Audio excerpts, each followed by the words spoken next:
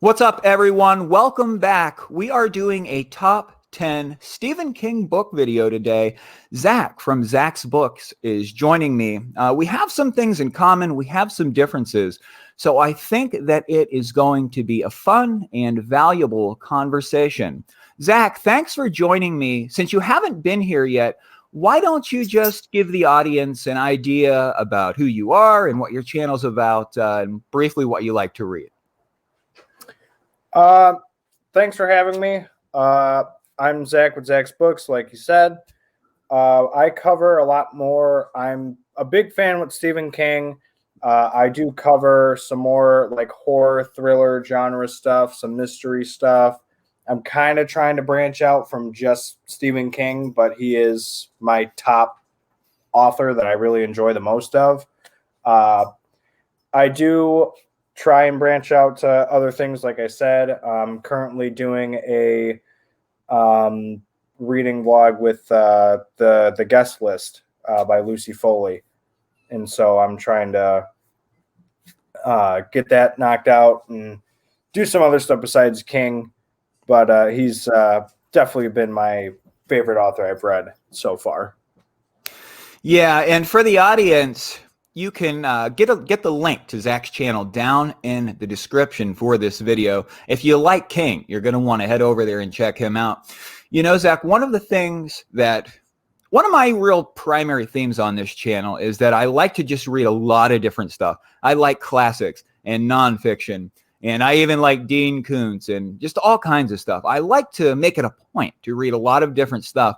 But it seems that Stephen King actually is my favorite writer. I'm on a quest to read all of his books, and his videos are pretty popular when I cover Stephen King here on the channel. Those are probably my most popular, so it's a joy for me to come back to King again and again. Let's get this started here. We actually have some commonalities here. 3 books are making an appearance on both of our top 10 lists. And let's start it out with Misery. Why do you have Misery in your top 10 list? So my reason I have Misery on there is just the overall story itself is a really good and like creepy concept where a famous author gets in a car accident and this crazed fan just kind of takes him in and is like, you know, I'm going to take care of you, but really I'm like a psychopath. And just that aspect is kind of like really cool. The only reason I don't have this a little bit higher is because there are some little parts in there where they actually kind of like talk about the book he's writing for Misery. And I just thought those little bits just really didn't seem to belong there. That's why it's not really higher on my list. But with the overall story of here, Misery is number 6 on my list. Where is it on yours? It's number 10. Number 10. Okay. Go ahead with what you were saying about the stories. So at some points, they kind of like run dialogue of the book he's writing for Annie Wilkes. And I just thought those parts kind of take away from the main story that's going on. And so I personally didn't see the need to put it into the actual story. Yeah. Again, that's my opinion. It could be ranked higher, but I think because of those little breaks from the solid story that's going on, it just doesn't crack anything higher than the 10. Yeah, I remember that probably in any edition of the book that you would get. On the pages, it actually changes the font to like the typewriter font where he's writing the story about Misery. I think it's called Misery. The character's name is Misery in it, and that's where the name of the book comes from. Maybe I can see that. You know, I really liked Misery because I thought that Stephen King did a great job in a limited setting creating suspense with that one. Like 95% of the book is in a bedroom with a guy in a bed. He's in a wheelchair. I just think that would be tough as an author to make this, you know, pulse racing, suspenseful horror story in like a 6x8 room with 2 characters. So I thought that was like particularly good. What did you think of Annie Wilkes's personality? I thought she was crazed. She seemed kind at heart, but was just it up there. It just didn't click for her, I feel like. So she had like she seemed kind and like had a good heart, but up here it just something was just not right, and that's what made it more eerie because you could sense that she cared, but in your head you're thinking, okay, well, in her head she's messed up, something's not right. So she, in her heart, she's in the right place, but her mind was just not there, like in the correct form. Like she, Right. in her heart, she knew she cared for him, wanted to take care of him, but in her mind, it's like, okay, he's mine. He's going to do what I want him to do, and he's going to write this story because I'm a crazed fan. I don't want it to end. So that's how I thought she was kind of. She was here, but up here she was just done. There was nothing going on. Yeah, she was, what's something that's great about this book is that it's really a reader's read, right? It's about a super fan that loves this series of books. It's a huge part of her life, kind of like the Dark Tower series is for many of we constant readers, we Tower junkies. And Paul Sheldon is a writer writing those books, and he wants to kill the character off, but she wants the character to live. So it was just like such a literary horror book. I really thought that was particularly interesting. I really loved that book. I'm actually thinking about a reread on it soon. When it comes to Misery, I would probably give it 9 out of 10 stars. What do you think? I've been used to doing the 5-point scale, but Sure. I'd probably say 7.5, 8. The enough. other books on the list are ballpark around there. I would say Misery is probably about a 7.5, 8 stars. I think what really killed it for me was the whole breaking from the story to talk about the Misery book, like I said.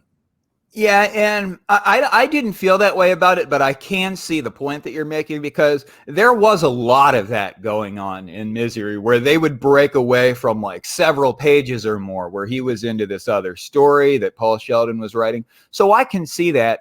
And I doubt that you're the only one that's ever felt that way about Misery because I guess I just didn't occur to me at the time, but maybe that was kind of excessive with going on with that other tale. I don't know, but I'm interested in rereading it soon. One more point I want to make on this. I have not seen the movie, and I heard that it's great. I know that Kathy Bates plays in it, and she does Dolores Claiborne, which is a book we're going to talk about here shortly. Have you seen the movie version of Misery?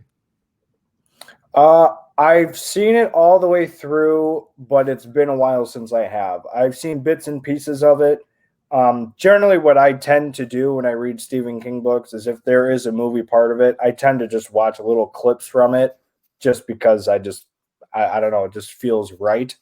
But I like the movie. Kathy Bates does a really good job as Annie Wilkes. It's really eerie, really creepy, and she gives a really solid performance in it. And I forget who plays Paul Sheldon, but he does a pretty solid job too.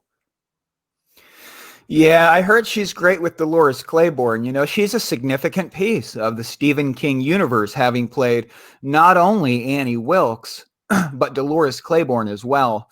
I've got to see both of those. I should reread both books and watch both movies. But let's move on here. Desperation makes number 7 on my list. I'm curious, where is it on yours? It's actually number 8 on my list. This was the first Stephen King book that I ever read. When it comes to reading adult fiction, I'm thinking back, it's distant, and I'm trying to remember the first novel that I ever read that wasn't Goosebumps or The Plant That Ate Dirty Socks or anything like that, or The Babysitter's Club.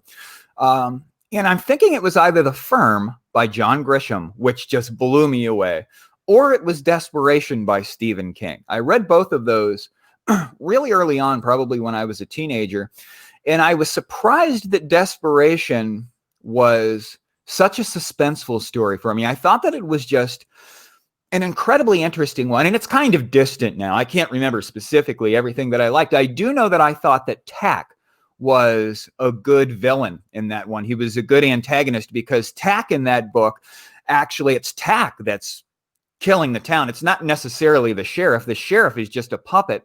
But Tack kills everyone in the entire city of Desperation, Nevada, except for the sheriff, Colley and Trajan. And Tack sends Colley off on these missions to kidnap people and bring them into the city because the city's empty now. And they go into the jail there, and they've got to figure out, how are we going to get out of this jail and beat this evil nemesis? I thought that just all around that was a great book. I'm not even sure if I can think of anything that I disliked about that one. Why does it make your top 10 list? I mean, I kind of shared the same opinions. It was a really solid story. It was very suspenseful. And after I've seen the movie for that as well, and just imagining Ron Perlman as Intrigan it just feels cool. And that's the exact cover I have over here too. Yeah. I don't think that this is the one that actually equals up with the Regulators copy, because the Regulators is a sequel to this.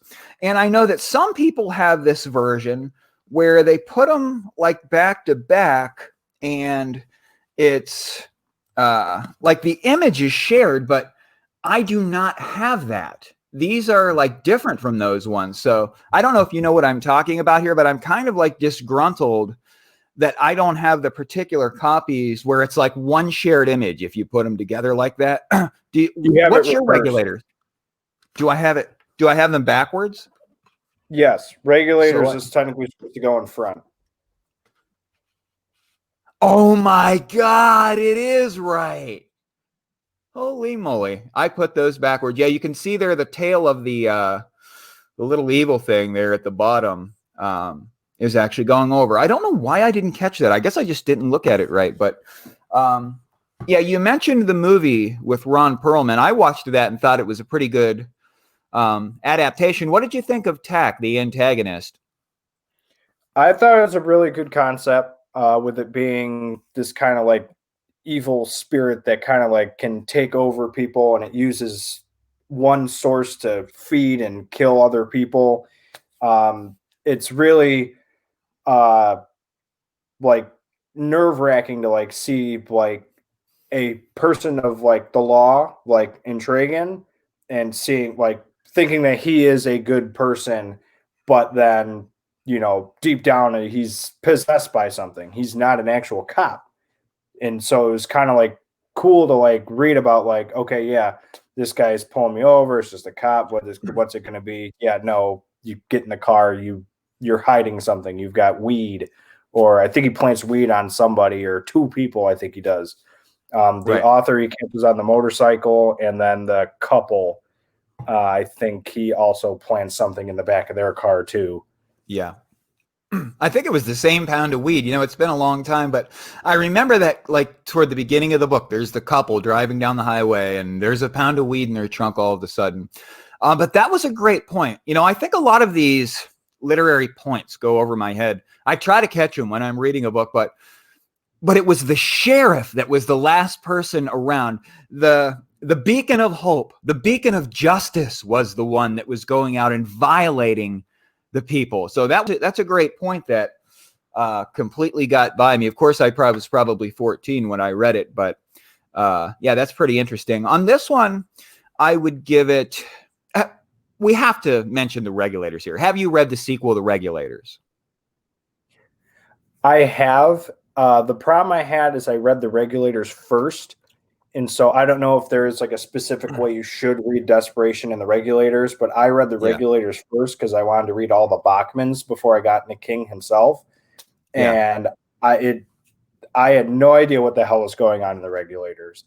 So that got a lower ranking for me. But now that I have read Desperation, I feel if I reread the Regulators, it might be a higher ranked book because it makes more sense to me now. So I have read the Regulators. I would give Desperation, honestly, probably 8.25 stars. It was just that solid of a book. It's a nice, it's thick too. And I like the bigger books. So that's why I would rank that one higher. Yeah, it is a great piece. And, it's one of Stephen King's probably lesser read books. It doesn't oftentimes come up.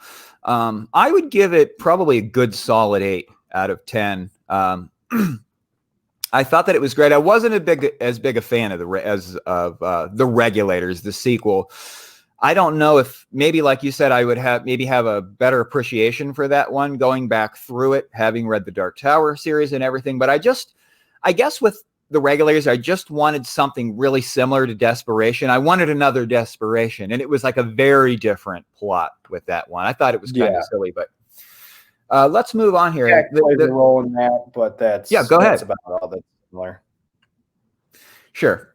The next one we'll go over here is the final book that's on both of our lists, which is The Drawing of the Three. It actually makes number 2 on my list. I thought it was the most imaginative damn Stephen King book I ever read. Where is The Drawing of the Three on your list, and why is it there?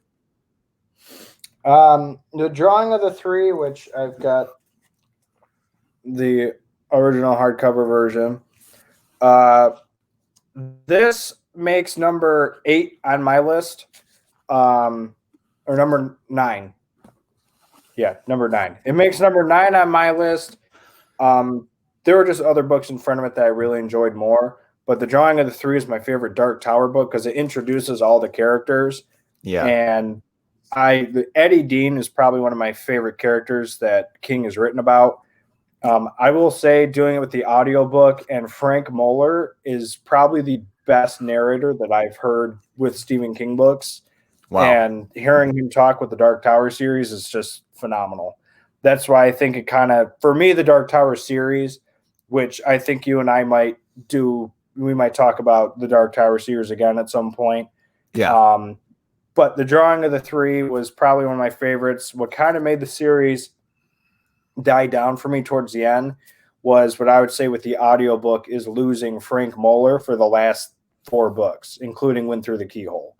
So they had another guy do the narrations, and it just kind of, it didn't seem the same to me. So the first 4 is all by Frank Moeller, and then he passed away, or he had to retire because he got in an accident or something like that. And so the last ones were narrated by somebody else, and it didn't seem like the same story to me. So even though the same characters were there, it just, to me, it didn't seem the same thing was going on. Yeah, I'm not sure if it's Frank Moeller that reads another book we're going to talk about, 4 Past Midnight. I know that I liked the narrator who did that one, but I understand what you're saying, because that narrator can have just a powerful role. It can become the voice of the story for you. I'm listening to the Dresden Files by Jim Butcher, and there's a great narrator for those. I've listened to the first 4, and I know that he narrates the whole series, but it would be tough for me to go on with the audiobook versions of those books without that guy, because he has literally become Harry Dresden for me. Of course, there are occasions where I listen to an audiobook alone because I just don't have a copy of the physical book or whatever. But I actually, earlier this year, I listened to my first audiobook, which was The Clan of the Cave Bear. I started reading it in the paperback, finished it with the audiobook, and I've listened to the audiobook version of every single book that I've read since then, simultaneously reading the text. It just seems like it takes less brain power for me. I don't know. I really like listening to the narrative and having the book there. It just is a more powerful experience for me. And I'm getting a little bit off track here, but The Drawing of the Three was a great book. Like you said, the characters are introduced there. We've got Eddie Dean, the heroin addict, who is ripped through a plane by the gunslinger. We've got Jake. And the other one was Susanna, Odetta and Detta Walker. Susanna, the person who as described in the books, actually has multiple personality disorder, which would nowadays be called dissociative identity disorder. But she's quite an interesting character. I'm curious, of the 3 that are drawn in that book, is it Eddie Dean that's your favorite? Eddie Dean is my favorite. My 2 favorite characters throughout the whole series is Eddie Dean and Oi, which I don't think Oi is introduced in this one. I think he's Wastelands or Wizard of Glass. I think it's Wastelands is when we introduced to him. Yeah, but the Eddie Bumbler Dean comes in the Wastelands. Yeah, the Bumbler. I was trying to remember what he was. Billy Bumbler. Yes. But yeah, Eddie Dean is probably my favorite. Susanna is also a really cool character. I like her plot and one of her personalities. I think in the end they end up kind of merging to be one, Right. and that it gets weird. The last three books kind of get a little weird in terms of Wolves of the Kala, Song of Susanna, and the Dark Tower, where because he had his car accident and he wanted the story to not go incomplete, so he just released them all three in a row, and so I felt like it was kind of rushed. If he wanted to take his time with the last three, I feel like it could have been, the whole series was still phenomenal. I loved all of it. But I feel like the last three, if he didn't try and like just get them out, there could have been some other stuff that could have been added. It could have been even longer of a series. Yeah. Yeah, I'm one of those rare people that actually liked the last two books. I don't see it with the Wolves of the Kala, because the Wolves of the Kala book 5 kind of seems like it does fit with the first 4. And then it seems like the last two particularly, there's a huge difference when you go into Song of Susanna. Just the vibe of the story changes. I happen to like that one, though. I thought it was great. Well, I don't want to throw any severe spoilers out there for the audience, but I agree that it changes toward the end. I was not big on the ending. It has grown on me over time. But I just felt that the drawing of the three, one of the big complaints with this is people will say, I read The Gunslinger and I didn't like it and I didn't go on with the series because The Gunslinger just didn't do it for me. I happen to actually think that The Gunslinger is a damn good book.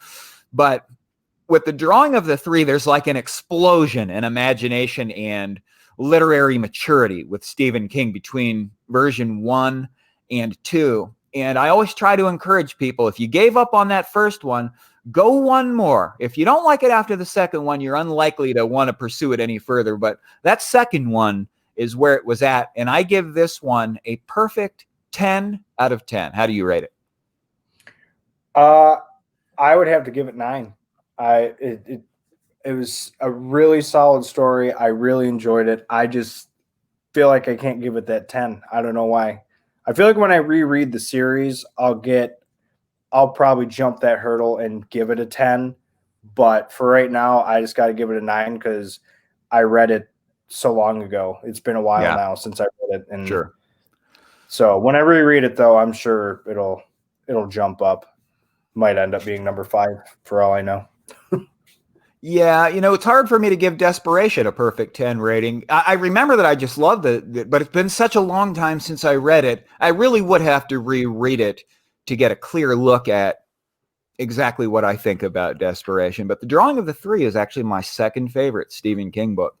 Let's move on here. I'm going to go with my number 10 here because we've got the ones that are common amongst us out of the way. Number 10 for me is Needful Things. Now, have you read this one? This one I have not read. It is on my list to read. I'm hoping to get to it this year. But I do want to, and I hear a lot of good things about it. Yeah, I'll just give you just a brief little bit of perspective here. Needful Things, like it is the Derry Main book, Needful Things is the Castle Rock book, in my opinion. It's a long tale. I felt the ending was like you feel about the last 2 or 3 books of the Dark Tower series, was rushed and just, I don't even know. That's how I felt the ending for Needful Things was. So I can't give it a 10. I thought it was kind of silly with the ending, but it's a very interesting drama that plays out. Religion's a huge theme. Violence is a huge theme. Leland Gaunt is the antagonist in this one, and he's an outsider. He's not from Castle Rock. He comes to Castle Rock. He starts a business called Needful Things, which is a junk shop, basically. And he has an interesting way of bargaining with people. You see, when you go to Needful Things, you have to agree to do a favor for the guy behind the desk. You might pay a few bucks for something on a great deal, but you've got to agree to do a favor at some point in the future. And Leland Gaunt pits the town of Castle Rock against one another.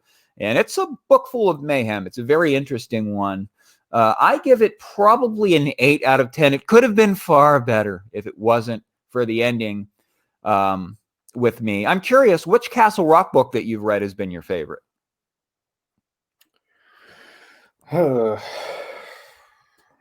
Trying to remember the Castle We've got Rock. Cujo, Elevation, The Dark Half. There's Cujo's another one. Cujo's one I've read all the way through. I started The Dark Half. Elevation, I was not the biggest of fans of, but Cujo, I would say, would be up there because Cujo made, I think, my top 15 Stephen King books. Yeah, I wasn't a big fan of Elevation either. You know, I wasn't a big fan of If It Bleeds that I got this year. I was all gung-ho about the new Stephen King. I didn't care for it. You know, I guess I've come to just expect something huge with Stephen King. And that's not what he was going for with Elevation. He was going for this gentle, kind of lengthy short story, not even a novella. That's a whole nother thing, though. But when it comes to Needful Things, I'm interested to hear what you think of Needful Things. If we talk again in the future, after you've read that one, I'd like to see what you think about it because it really is one of the most beloved Stephen King novels among constant readers for a reason. There's a great cast of characters there. Of course, you read The Sundog, which is a Castle Rock novella, probably, which gives some history that comes in before Needful Things. In the chronology would be that The Sundog falls previous to Needful Things. Even some considered a prequel to Needful Things. But let's move on here. Which book that we haven't mentioned is the lowest on your list at this point? So what I have coming in at number 6 is Different Seasons. That is one that I have not read. And so this is a short story collection. It's got Rita Hayworth in The Shawshank Redemption, The Body. I've got the hardcover too. It's a really cool cover too. Wow. Yeah, go ahead. It has Shawshank Redemption, The Body, Apt Pupil, and The Breathing Method are the 4 stories in this one. That's really interesting because I didn't realize Rita Hayworth and The Shawshank Redemption was in this one because I actually have it in another book called Stephen King Goes to the Movies. This is a story that I must read because that movie is so damn good. It's one of the best damn movies probably ever made was The Shawshank Redemption. I saw the movie for Apt Pupil, but I haven't read any of these short stories. So elaborate a little bit about why you thought this one was so good. So I'll talk about I'll kind of try and talk about each little story. I'll try not to take too long, but Sure. The Shawshank Redemption was Andy Dufresne is falsely, I wouldn't say falsely, but he gets imprisoned at Shawshank and he kind of starts realizing the corruption within the system. The warden is somebody who's corrupt with power, wants money. And Andy is like an old lawyer who happens to know a lot about, or was he a banker? I think he might have worked at a bank. I think that's right because in the movie he works like the finances for the prison. So that sounds right to me. Doing financing and stuff for him, and so I think he was a bank teller. I think, but he ends up doing some time in Shawshank for murdering his wife and her lover. In the movie, you find out the truth. I'm not going to spoil anything. In the book, you obviously find out the truth as well, and it is pretty much the exact same from movie to book. And so I thought that was really cool that they're able to play it off and make it as solid a story as it was. So then the next one you get is The Body, which is the movie Stand By Me, which was a really good movie, and it's a really good book. It's pretty much 4 boys go on a journey to find a dead body, and they kind of find themselves in the process. One of them ends up becoming an author. One of them goes to the army. The only one, I think, out of the 4 boys, I think only one of them was mentioned in like the future is like being alive. I think the other ones, something happens to all 3 of them in the future, but I'm not trying to spoil nothing for anybody. But I really enjoyed that story as well. Apt Pupil was actually the one that it's like when Different Seasons comes into play, the top 3 stories a lot of people talk about is Shawshank, The Body, and Apt Pupil. And I actually, after reading it, I didn't really see what everyone else was kind of seeing with that short story. I think when I reread this book, I think I'll get the better understanding of what everyone else was seeing with it. It's about this old Nazi guy and this young boy, and he ends up the boy ends up being like this weird like psychopath kid, and he like just starts doing random things, and I think he starts killing animals. I think it's cats. Wow! Like Holy shit! Yeah. And he just starts killing them. He gets this random urge to start doing that, and then the old guy starts like luring people in and killing them too, I think. But yeah, so it's the old man that's the psychopath in the story, though, right? Or is the boy also like that? It's both of them. The boy. Wow! Holy shit! It's been such a long time since I saw the movie that I just can't really remember much about it. But that sounds really interesting. I haven't seen the movie, so I don't know if it's exactly the same thing like Shawshank is, where it's like verbatim, like the same thing. Yeah. But by what I remember, the kid he starts killing like neighborhood cats, and then the old guy starts taking people in. I think he kills them too, and so it's weird. He kind of brings out the kid, like forces the old guy to like put on a Nazi uniform, and like it's weird. It's a weird story. But the fourth one is The Breathing Method, which is about a pregnant woman who is taught a breathing method by a doctor. And like it's a group of guys, and they meet up every now and again. They talk about like weird stories, and they're doctors. And this one is explaining what he called the breathing method for someone. And I'm not going to go into full details, but the last like 20, 30 pages is really weird. It's a really weird story, but I actually liked it more than Apt Pupil.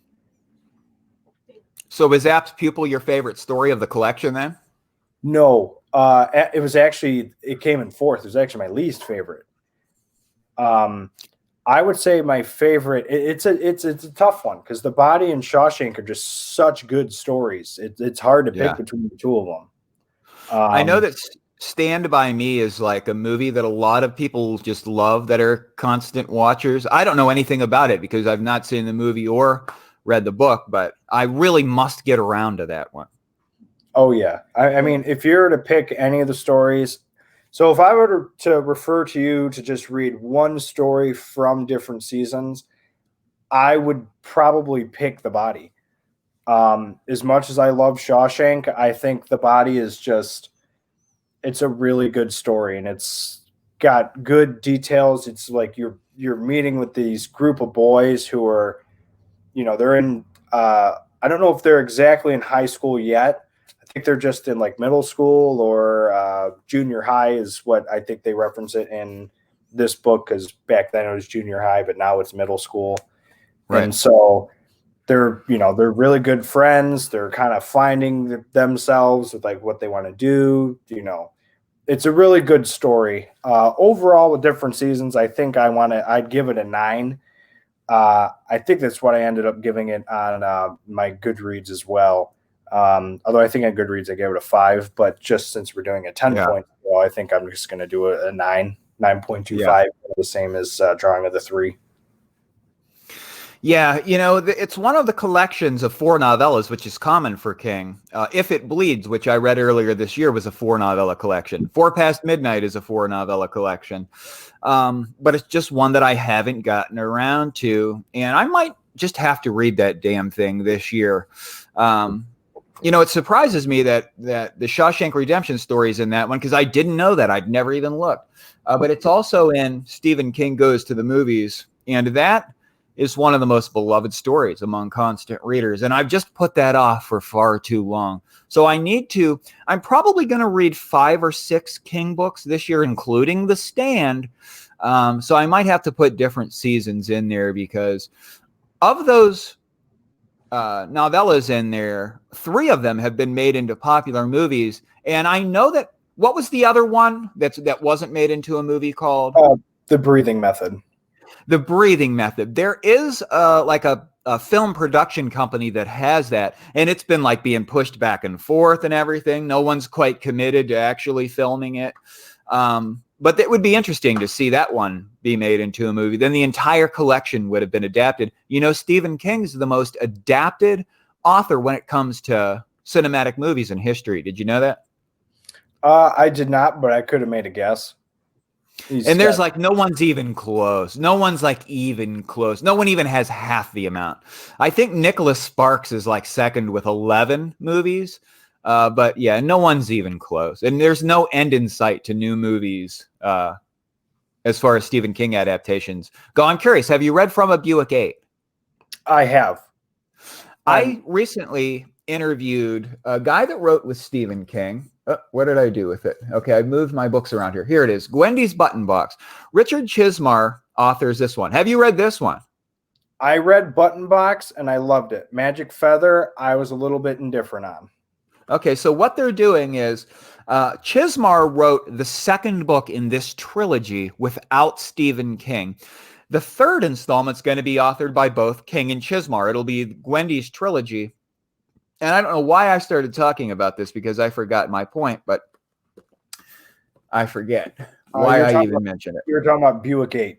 From a Buick 8, right. They're supposed to make a movie of that one. And Chismar's production company actually picked From a Buick 8 up, and they've been pushing it back and forth and everything. I'd like to see a movie of that one come out, and I'd like to see them make it more suspenseful than the book was, because that was a book that was tied in with the Dark Tower. The car, of course, was from Endworld in that one, and it had all these magical abilities. It wasn't really a car, but you know, Stephen King has made a ton of movies, and it would just be interesting to me if they would actually adapt that final story in different seasons so that the entire collection was adapted. Yeah, I'd be interested to see how they do that, because after reading the book, it'd be difficult to do. I think it'd be a little weird to see that on the screen with what I've read. So, but I'd be interested to see it. Sure. Hopefully someone gets it done. You know, one more fact before we move on. Any film company that chooses to adapt a Stephen King movie can do it for $1 paid to Stephen King. Did you know that? That I did not know. Right. He's actually lost out on millions and millions of dollars. Of course, he has plenty of money, but anyone who wants to adapt a King novella, novel, or short story for the big screen, it costs you $1, which is pretty generous, I think, of him. Let's move on to the next one. Number 9. Have you read this one? Number 9 on my list is Dolores Claiborne. I have read Dolores Claiborne. It was actually a recent read of mine, and I did a reading blog on it. Yeah, I thought it was really good. I read it in 2014, and it was better than what I expected. Of course, Kathy Bates plays Dolores Claiborne in the movie, but it isn't the clearest thing in my mind, but I felt at the time that it was a very interesting drama. I was caught up in her life. I guess during the first dozen pages or so, I was thinking maybe I wasn't feeling it, and then it caught me, and I was just pulled into her weird, unusual life and the horrible things that she had went through, and she killed her husband, and she was actually confessing. She was giving a statement to the police, was what the novel was about, why she didn't kill the woman she was caring for. But as she's telling the story about why she didn't kill that woman, the fact that she killed her husband comes up, and it's just this interesting drama about her life. What did you think about it? I really enjoyed the book. The whole the old woman she takes care of, I thought her character was phenomenal. I thought she was pretty funny. But I agree with the whole, she's giving a statement saying how she's not guilty for this one, but in doing so, she's like, yeah, I am guilty for that other one that happened 10, 15 years ago. But yeah. I thought that was a pretty cool thing. I really enjoyed the story. Her character was really cool. I the stuff she went through was, it was not good. It was annoying. And I felt bad for her. And obviously what she did, she got her revenge. I'll say that much without trying to spoil anything else. There's a fact I want to mention here that you will find interesting, and you might already know about it, but Okay, where did I put Gerald's Game? I was recently doing a video about the top 10 Stephen King books that I want to read. Here's my copy of Dolores Claiborne. And I haven't read Gerald's Game, but it turns out that King, you can tell that the covers are similar on these, okay? The spines are similar on Dolores Claiborne and Gerald's Game. And King originally meant to make these two novels very closely related companion novels. And it turns out that over time, he kind of struggled with that. He was actually going to release them in one book, a two-novel, one-installment book called, I forget what the name of it was going to be, but check this out. Here's the map at the beginning of Dolores Claiborne. It shows the path of a solar eclipse that is going to come through on July 20th, 1963. Check out the beginning of Gerald's Game here. It shows the path of an eclipse that's going to come through on that same date. So the same map is in both books. And that was part of how the stories were originally going to be very, very closely related. They even happen at the same time. But I just wanted to mention that fact. I thought it was interesting. It was something that I didn't know about, that Dolores Claiborne, and there's some stuff in the books, both Gerald's Game and Dolores Claiborne, that are playing on one another. And I can't remember exactly what it was about, but when I read Gerald's Game, I'll pay very close attention for all those little things that draw the two pieces together. With this one, I'd probably give it a solid 8 out of 10. What do you think? With me, I think I ended up giving it 4 out of 5 on my Goodreads. I'd have to say this is probably it's probably about a 7.5, 7 3/4. It was a solid story. I really enjoyed it. It just wasn't for me. When it comes to King, I'm a really big horror aspect. So, and you'll see that in my top 3. And then number 5. Number 4, I kind of skipped that because that book is a really cool book. But I'll talk about that later. But to me, when I think King, I want that horror aspect. So that's why for me, I think the Colorado Kid, I think you said you were reading Joyland. Yeah. The Colorado Kid and those ones don't really click for me because it doesn't feel like a King book. Dolores Claiborne at some points didn't feel like a King book because there was no like supernatural horror aspect to it. But I think that's what made me really like it, is because I knew it was King, but it didn't feel like it was. So it was kind of refreshing for a change. Say it again. I said, so the book kind of felt like a refreshing change as far as the normal tropes and everything that King uses, because it's true that there might not be any supernatural activity in Dolores Claiborne. I'm not sure if that's true or not, but it is true that book is kind of not what people would stereotype King as normally writing. Yeah. And there is but I recently read it. There's no real supernatural aspect. I don't want to give too much away, so I'm not going to say what I think might be kind of deemed as supernatural, because it is kind of a major plot point in the story. So I'm not going to say it. So sure. Yeah, Dolores Claiborne is a good one. The next one on my list in the number 8 spot is 4 Past Midnight, which is a collection of 4 novellas, including The Sundog, which is a Needful Things prequel, The Library Policeman, which is a reader's read and probably the darkest tale in the collection, Window Secret Garden, and what was the other one? It's the Langeliers. Of course, it's the Langeliers. And, I actually read this earlier this year. I read the Langeliers about 10 or 12 years ago. So I did not reread that one earlier this year when I read the other 3. But I know that I did like the Langeliers when I read it. Of course, they made a movie of that one. They made a movie of Window Secret Garden. This is a great collection. The Library Policeman was probably my least favorite, because there's just some weird sexual shit going on in that one. It was an interesting story overall. It's about this woman, if you will, she's a librarian, and she has these real severe penalties for people that don't return their library books on time. So actually it might sound a little silly, but it's an interesting story, and it is kind of a fast-paced one. The guy doesn't return his library books on time, and he has a hell of a time because of it. But my favorite in this one, well, I thought Secret Window, Secret Garden was good. Of course, Johnny Depp did a movie with that one that was pretty popular. I thought The Langeliers was good. There's a lot of, I love it because I like reading popular science and I love physics, and I like learning about time because time is an incredible counterintuitive phenomenon in our universe.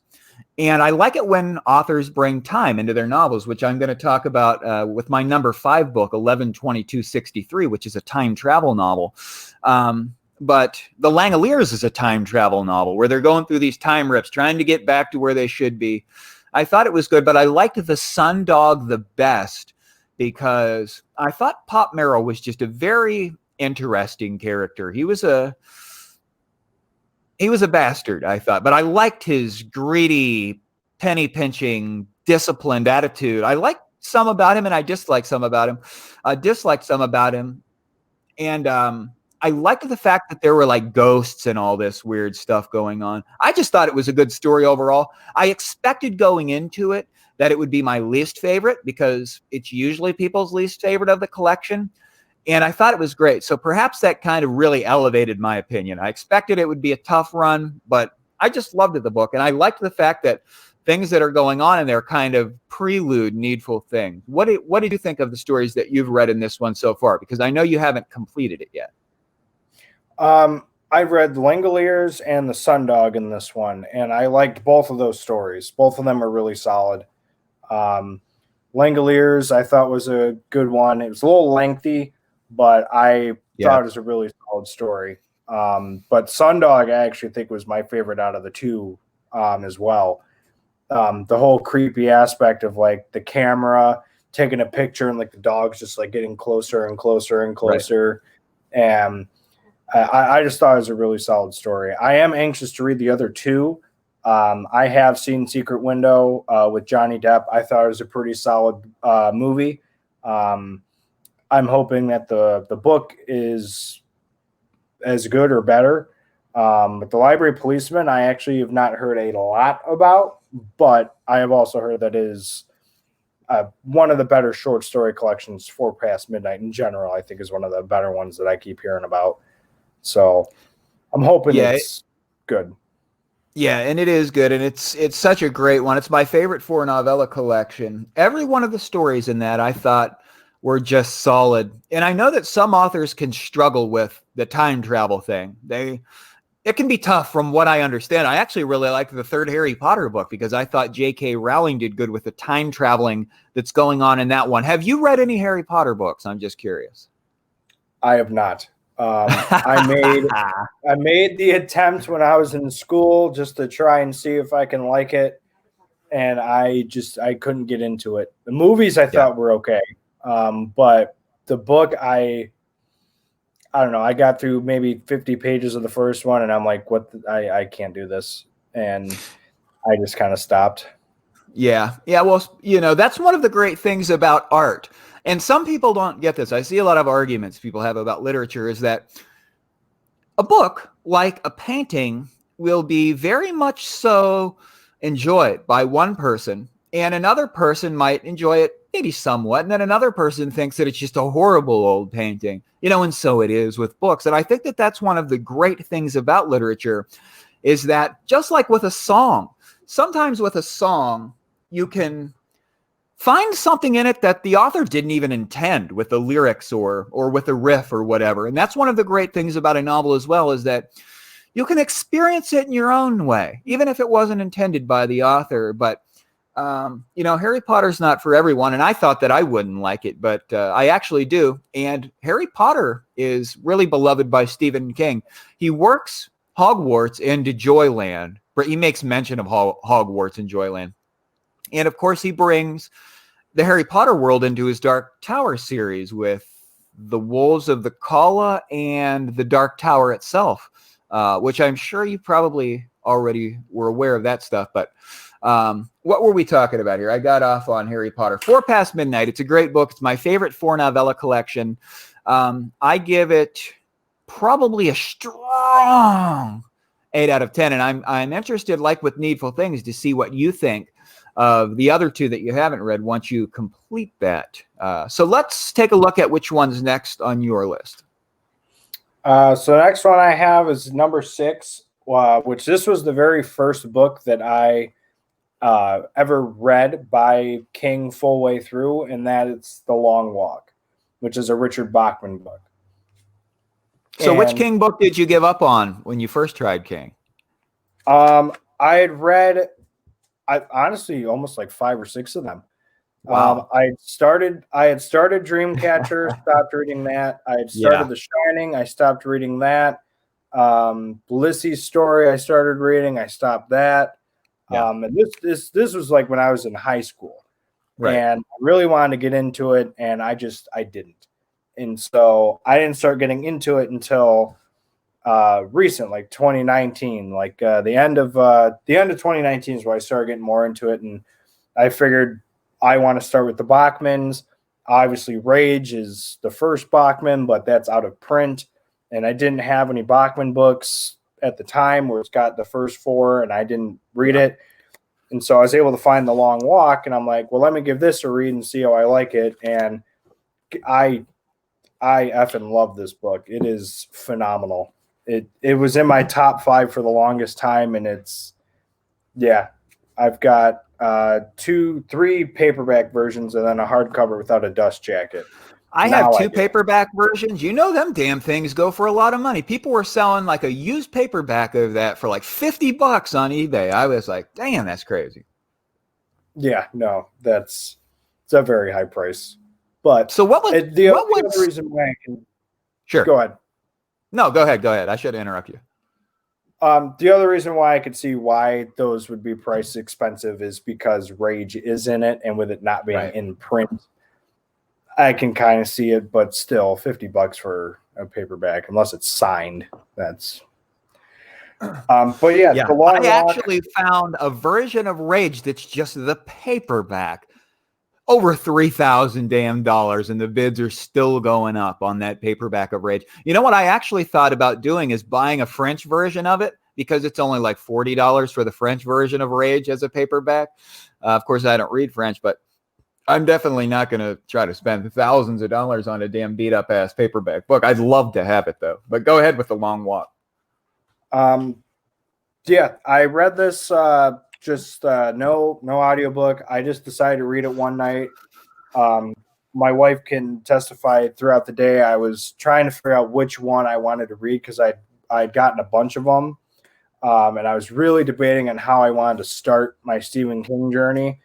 And I was like, do I read all the good ones first that a lot of people recommend? Do I read them chronologically? What do I need to do? Do I read them in reverse, starting with the newest? And finally, I just said, I'm just going to read the Bachmans. And so I read The Long Walk, and it's a really solid story. And I absolutely loved it. I would give this a 10 out of 10. Wow, holy moly. After reading it and then compiling my top 5 list, this sat at number 4 for a very long time. And I never thought anything would knock it out of its place. But the next 2 I'm going to read knocked it out of its place. But this is my favorite Bachman book I've ever read, and it's just a really solid book. There's no like horror aspect to it either. It's a group of not like a group. There's 100 people who go on this walk, and they, if you don't, have you read this one? I have not. So there's 100. I think they call them young men. They go on this walk, and if you get 3 strikes, you get up to 3 strikes. And then after the 3rd one, something happens to you. I don't want to spoil too much for you, but just know that there can only be one winner. So it's the last person standing is the person who wins, and the prize is like anything you want for the rest of your life. You want $5 million? There you go. You want to control the army for a day? There you go. You can get like anything you want, and it's really solid. You get to like learn the group of people that you're following. The main character we follow is Garrity, and I just love it because you get the connection and the bondage between the people, and it honestly can get a little sad at some points because you connect with these people and on the inside only one can win, so it's like, crap, which one's it going to be? Is it going to be the main guy? Is it going to be, I highly recommend it. I would, if I had to pick one Bachman for you to read The Long Walk would be the one. I know that it's quite cherished by constant readers. It may be the favorite Bachman book overall. It comes up again and again. I've only read 2 Bachman books, The Regulators, which I said I wasn't huge on, and I also read Blaze, which is Stephen King's take on Of Mice and Men, and I thought that was brilliant that he paid homage to that classic with his own version of the tale. But there's a lot of Bachmans that I've still got to read. I've got to read Rage. I've got to read The Long Walk. I've got to read The Running Man. Thinner is the other one that I've got to read. Roadwork is the other one too. Roadwork is another one too. I have a copy of Thinner. I actually have copies of all of them. But you know what? I read another Richard Bachman, The Dark Half, and I didn't like that one either. Maybe I'll have a better appreciation for that one on the second time around, like I think I will with Wizard and Glass from the Dark Tower series. That was a book that real tough for me to get through. I just wanted to get to the tower. I just wanted a result. What was that tower about? I didn't want a 1,000-page backstory. But now that I've been through it, I think I can take my time with Wizard and Glass and enjoy it next time. And I'm thinking about rereading The Dark Half. I don't know what it was about that one, but The Long Walk is highly regarded. So you give that a perfect 10 out of 10 then, The Long Walk. It's a perfect 10 out of 10. It's a really solid story. Yeah, and I don't think I've ever heard a single review or comment about someone that read that one that didn't like it. And I think that there aren't any supernatural elements in that one either. Is that right? Yep.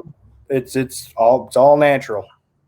Yeah, I've got to read that. There's so many more I've got to read. I'm completing my 48th Stephen King book, which will be Joyland. And I'm on a quest to read them all. And guess what I've got to tell you? Remember yesterday how I was telling you that I wanted something that talked about all the connections in the Dark Tower series, but divided by the individual books? So I wanted a book that actually said, you read The Gunslinger, here's a section on The Gunslinger. This is every connection with everything King's ever done that has to do with The Gunslinger. I actually found a book. It's called The Road to the Dark Tower, by some guy, I forgot his name, but it's actually divided by the installments in the Dark Tower series. But I just wanted to mention that before I forgot. I found the book I needed.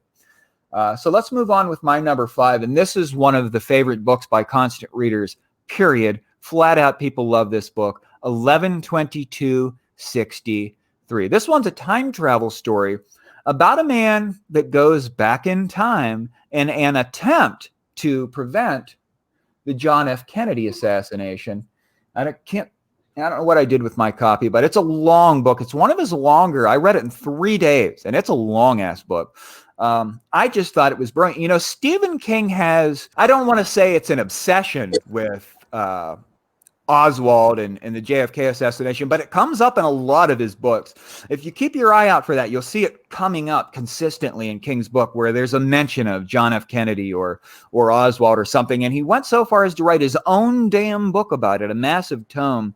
And I thought that it just worked very well. The characters that are in there are some of the most beloved King characters. There's a romance in it. It's really different. It's like not horror.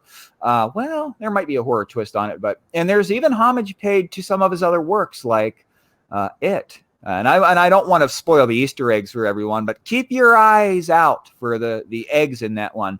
And you have not read this one, but it's just grand. It's just grand. I give it about the strongest possible 8 that I could. It might even be a 9. It's just such a great novel. And it's one of those long ones where I just felt that I didn't have to push through any part of it. It was completely engrossing the entire time, and I loved it. Is there anything you want to say about 11/22/63?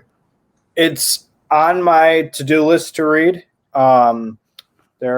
If you're a fan of my channel and have already watched what I've been doing, a reading vlog will be coming out with 11/22/63 probably.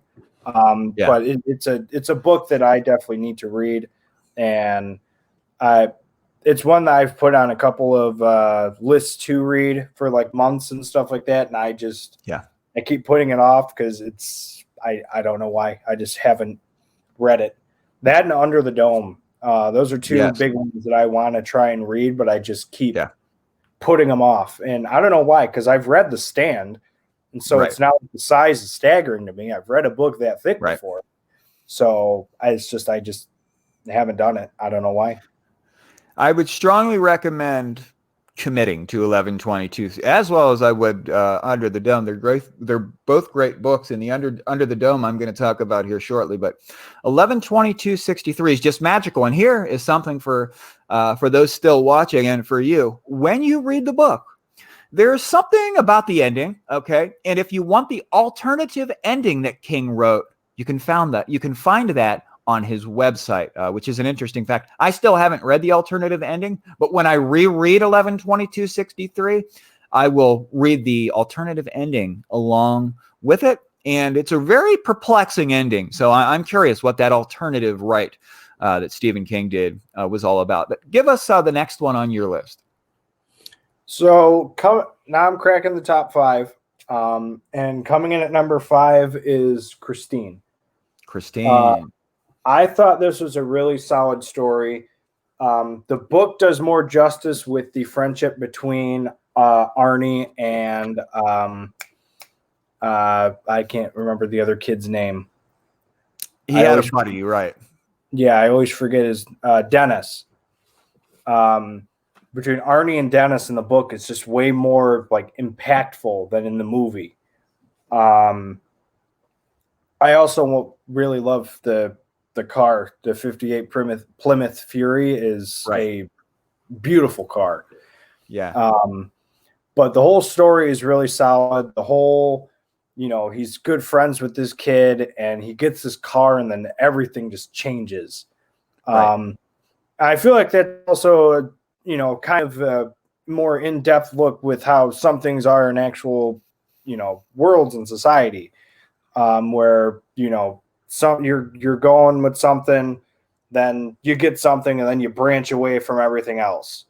And so I feel like, I don't know if that was his intention with the book, but I feel like that's something I picked up from it is, don't lose track of the things that you hold dear to yourself, because something happens, the car happened and then he loses his friends, his family, and, he just completely changes his personality. And I just really loved the story. It was just really solid. I loved everything about it. And this is one of the books I actually can't wait to reread. As soon as I finished it, I even looked at my wife and I'm like, I need to read this again. And it was just that good. You know which Stephen King book that Christine makes an appearance in? Shoot.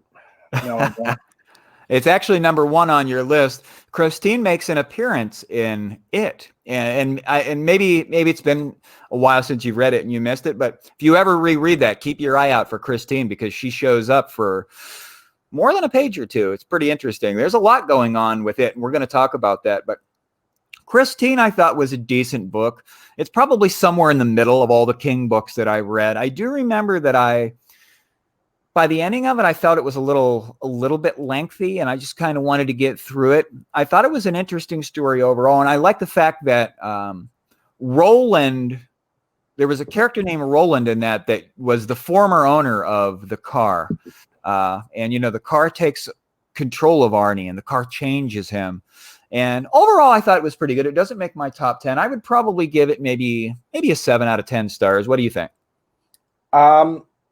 I mean, it's a 9.5, 9.75 for me. I don't know. It's just a really solid book. It's complete story. I loved like I keep saying, the friendship between them is just it's kind of heartbreaking to see what ends up happening, because Right. at the beginning it's like, they're good friends. You got the jock football player and the nerdy kid, and you always see them picking on each other in real life, and now it's like, yeah, they're best friends, and then it all goes to hell when he gets Christine. Yeah, it's one of his most classic books, Christine, the 58 Plymouth Fury. That was a pretty good novel, and Arnie Cunningham was a good character. It's got to be one of his most favorite classics among constant readers. Perhaps if I give it a reread, I'll have an even better experience of it the second time around, and I found that can happen with books. Let's go on with my next one. I'm excited to talk about this one because this is one of the least known Stephen King books. Many people that even read King don't know about this one. Duma Key. Have you read it? I have not. I actually almost did. I was debating between actually that and Dolores Claiborne, and I ended up picking Dolores Claiborne. But Duma Key it sounds like an interesting story, and I definitely want to get to it this year.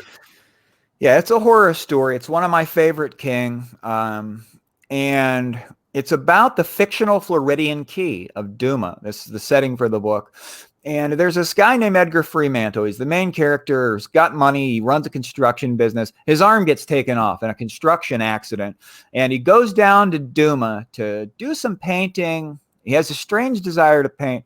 And while he's on Duma, he realizes there is some unusual, supernatural, horrific activity on the island. And it's a very interesting, unique antagonist in this one. Persai is the antagonist in more ways than one.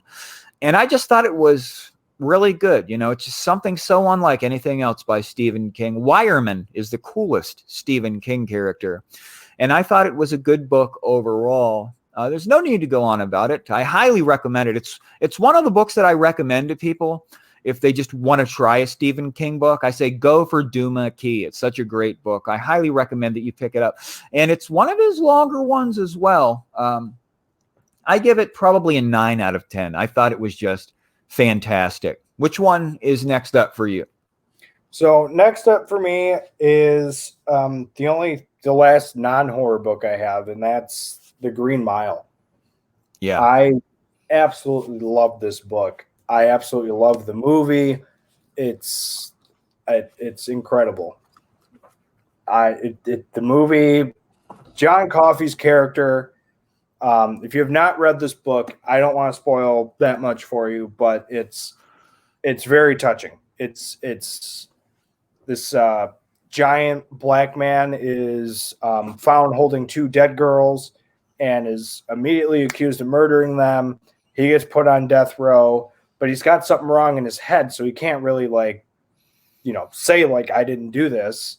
And he's got this great gift, and it's the gift of healing. So if somebody gets hurt, he can heal them. And so Paul Edgecombe, which is I think he's the head guard in Block E, but he's got a urinary infection, and John Coffey heals it. And then all of a sudden, then all the guards realize that, if we do what we're going to do, we're killing one of God's greatest creations. And it's a really sad story. I really enjoyed it. If I had to pick one of his non-horror books to recommend to someone, it's either The Long Walk or The Green Mile. Both are phenomenal books, but The Green Mile for me is it's sad. And I'm trying not to spoil anything else, but it's a really good book. It surprises me that so many people that have seen the movie didn't realize that it was a Stephen King novel. I have not read the novel. I want to read the damn thing. The only thing that's prevented me is because I've seen the movie. I know what it's about. And from what I understand, the movie was fairly faithful to the novel. Very great movie. 2 great prison books and movies from Stephen King, Shawshank Redemption and The Green Mile. And ethnicity and racism is a huge theme in it. And in the beginning of the book, John Coffey is actually trying to heal these children that he's found. He can't do it because they're dead, but he's actually trying to help them. And And because of his ethnicity, they think that he was actually trying to harm them, right? So it can show how racism can blind people to the truth. At least I thought that was a point. Maybe that's one that I looked too far into, but a lot of them go over my head, the points that authors are trying to make. But I picked up on that one, and just having watched the movie, I know that it's an incredibly dramatic. He's on death row, and these people, most of the guards, come to really appreciate him and recognize that he is more than what they are, and that they shouldn't kill him, but the law says he's got to be killed. So it's just one of those novels where there's this internal struggle going on between the characters. Is Tom Hanks the actual main character? And I don't know what that character's name was, but is that the focus of the book? Is that the main perspective? Yeah, it's he plays Paul Edgecombe, and he is pretty much the main perspective. And his character, the wife in the movie, they don't really talk about it as much, but his wife is like really pissed that they're still planning to go through with the execution. Yeah. And because she's like, come on, he's innocent. That it didn't happen. This. And he's like, I can't do anything. And they're having like a dinner around a table with the other guards, and she's yelling at all of them, like, are you guys effing kidding me? You guys got to, stand up for what's right. And they're like, there's nothing we can do. It's right. Whatever we say, there's no evidence. It's unfortunately, they were dead in his hands. We know the truth, but no one else is going to believe it. And so. Yeah.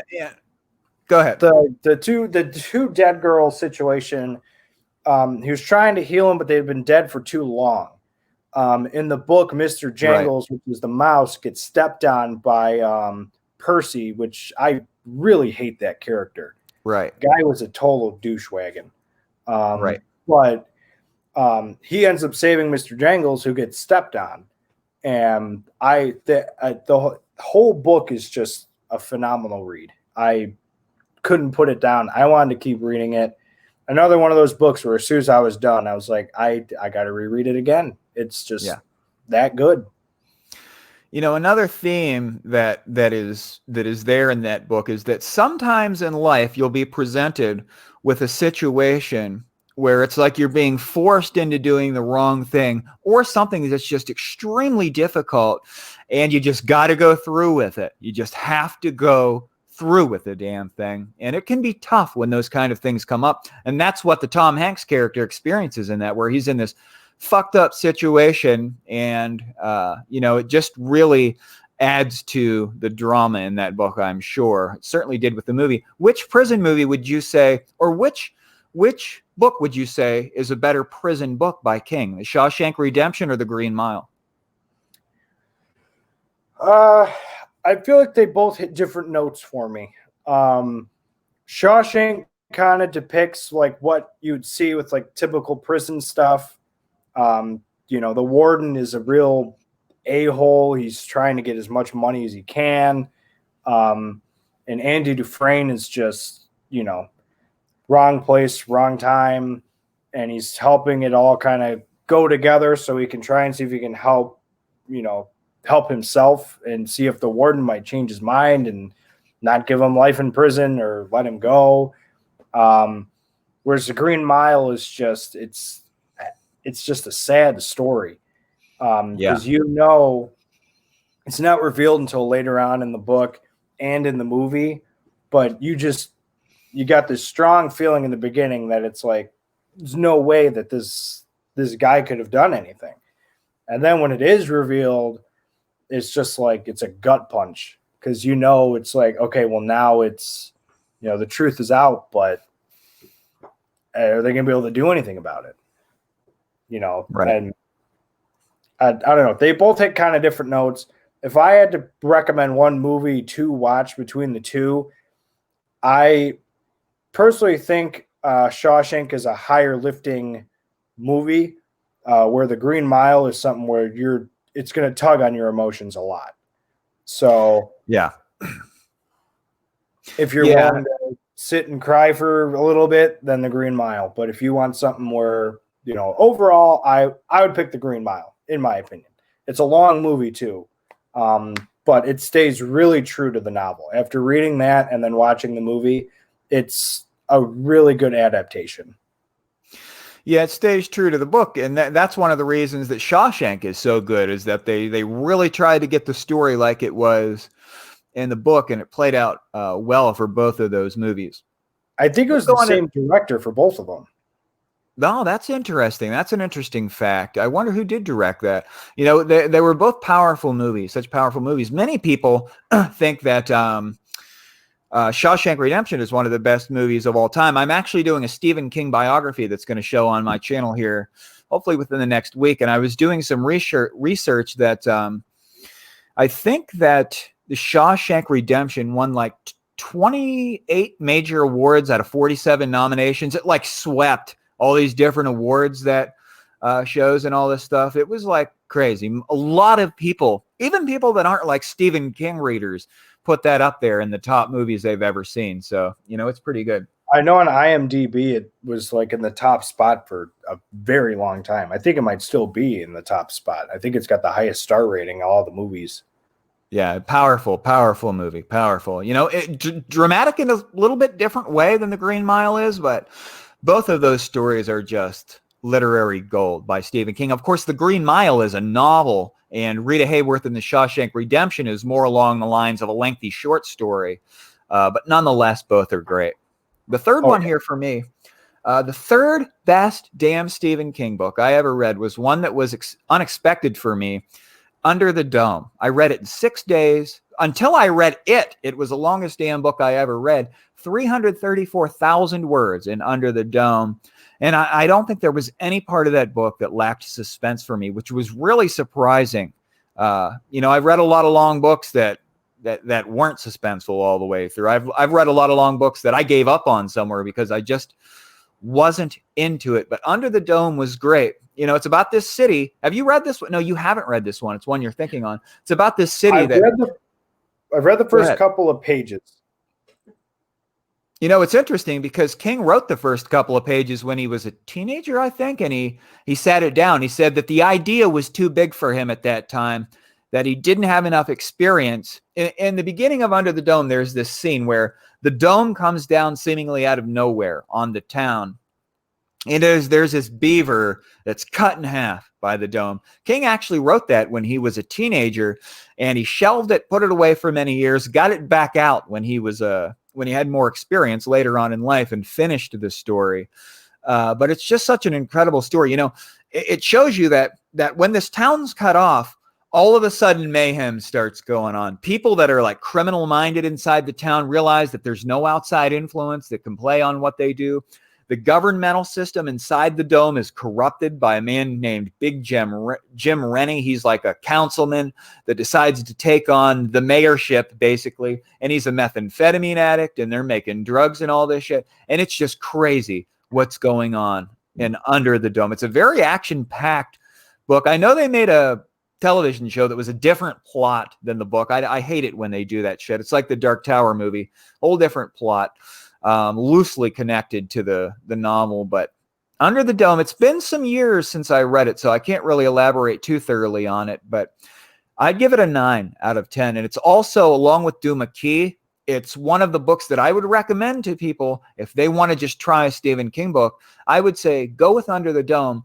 And the 9 out of 10 consensus was that the ending was not good in Under the Dome. But I actually really liked the ending, and I won't get into that. But I'm interested what you would think of the ending. Some people said it was just very quick and stupid. And I thought, wow, okay.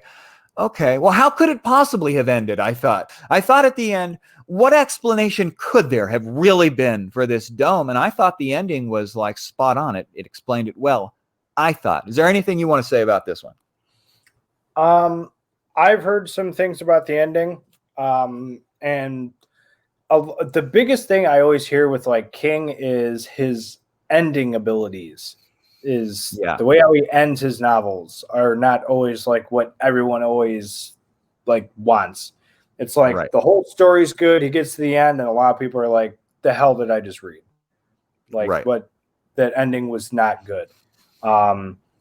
But I'm anxious to read Under the Dome fully through. I've read a little bit of it, And it starts out right away. There's no like build up where it's like you're in the town, everyone's leaving, coming back. It just starts like the dome is just it's fucking falling. Like it just starts just like that.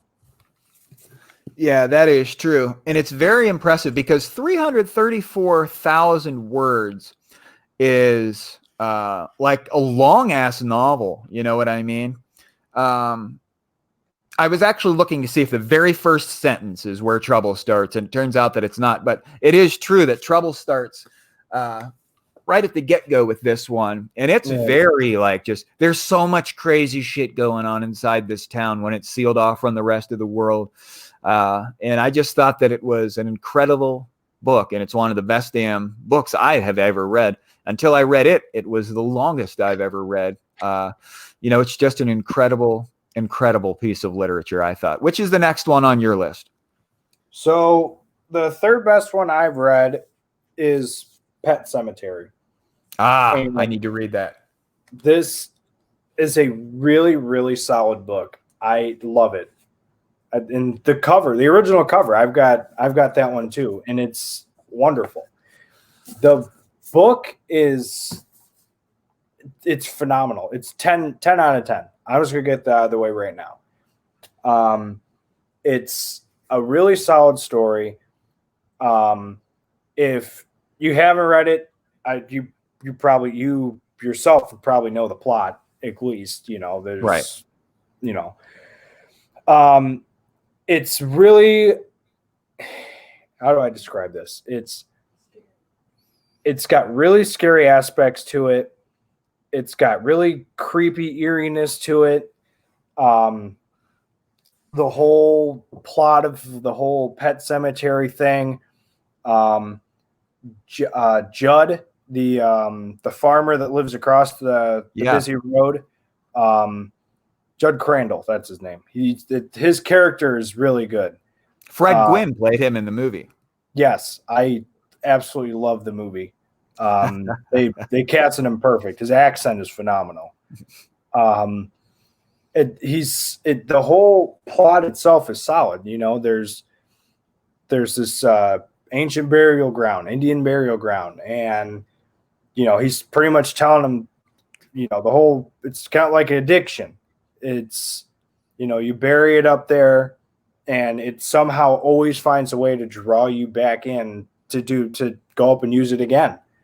And you see that the church, the cat gets hit by a truck. Judd phones Lewis Creed and is like, "Hey, I think your cat's on my lawn," and it's dead. Yeah. And the little girl doesn't know anything about death at the time.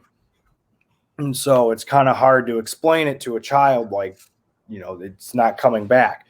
So Judd is like, there's a place I know, and takes him to it. They bury the cat, and the cat comes back to life, but it's not the same cat. Yeah. And then Judd's infamous line is "sometimes dead is better." And I love that line. And so the cat comes back, but it's not the same cat. And, the girl's realizing it. She's like, why is he smell like garbage? Why. And so they leave again. I'm trying not to spoil too much with this book because it's a really phenomenal book, and I really recommend it. There is some part in it that is sad and upsetting.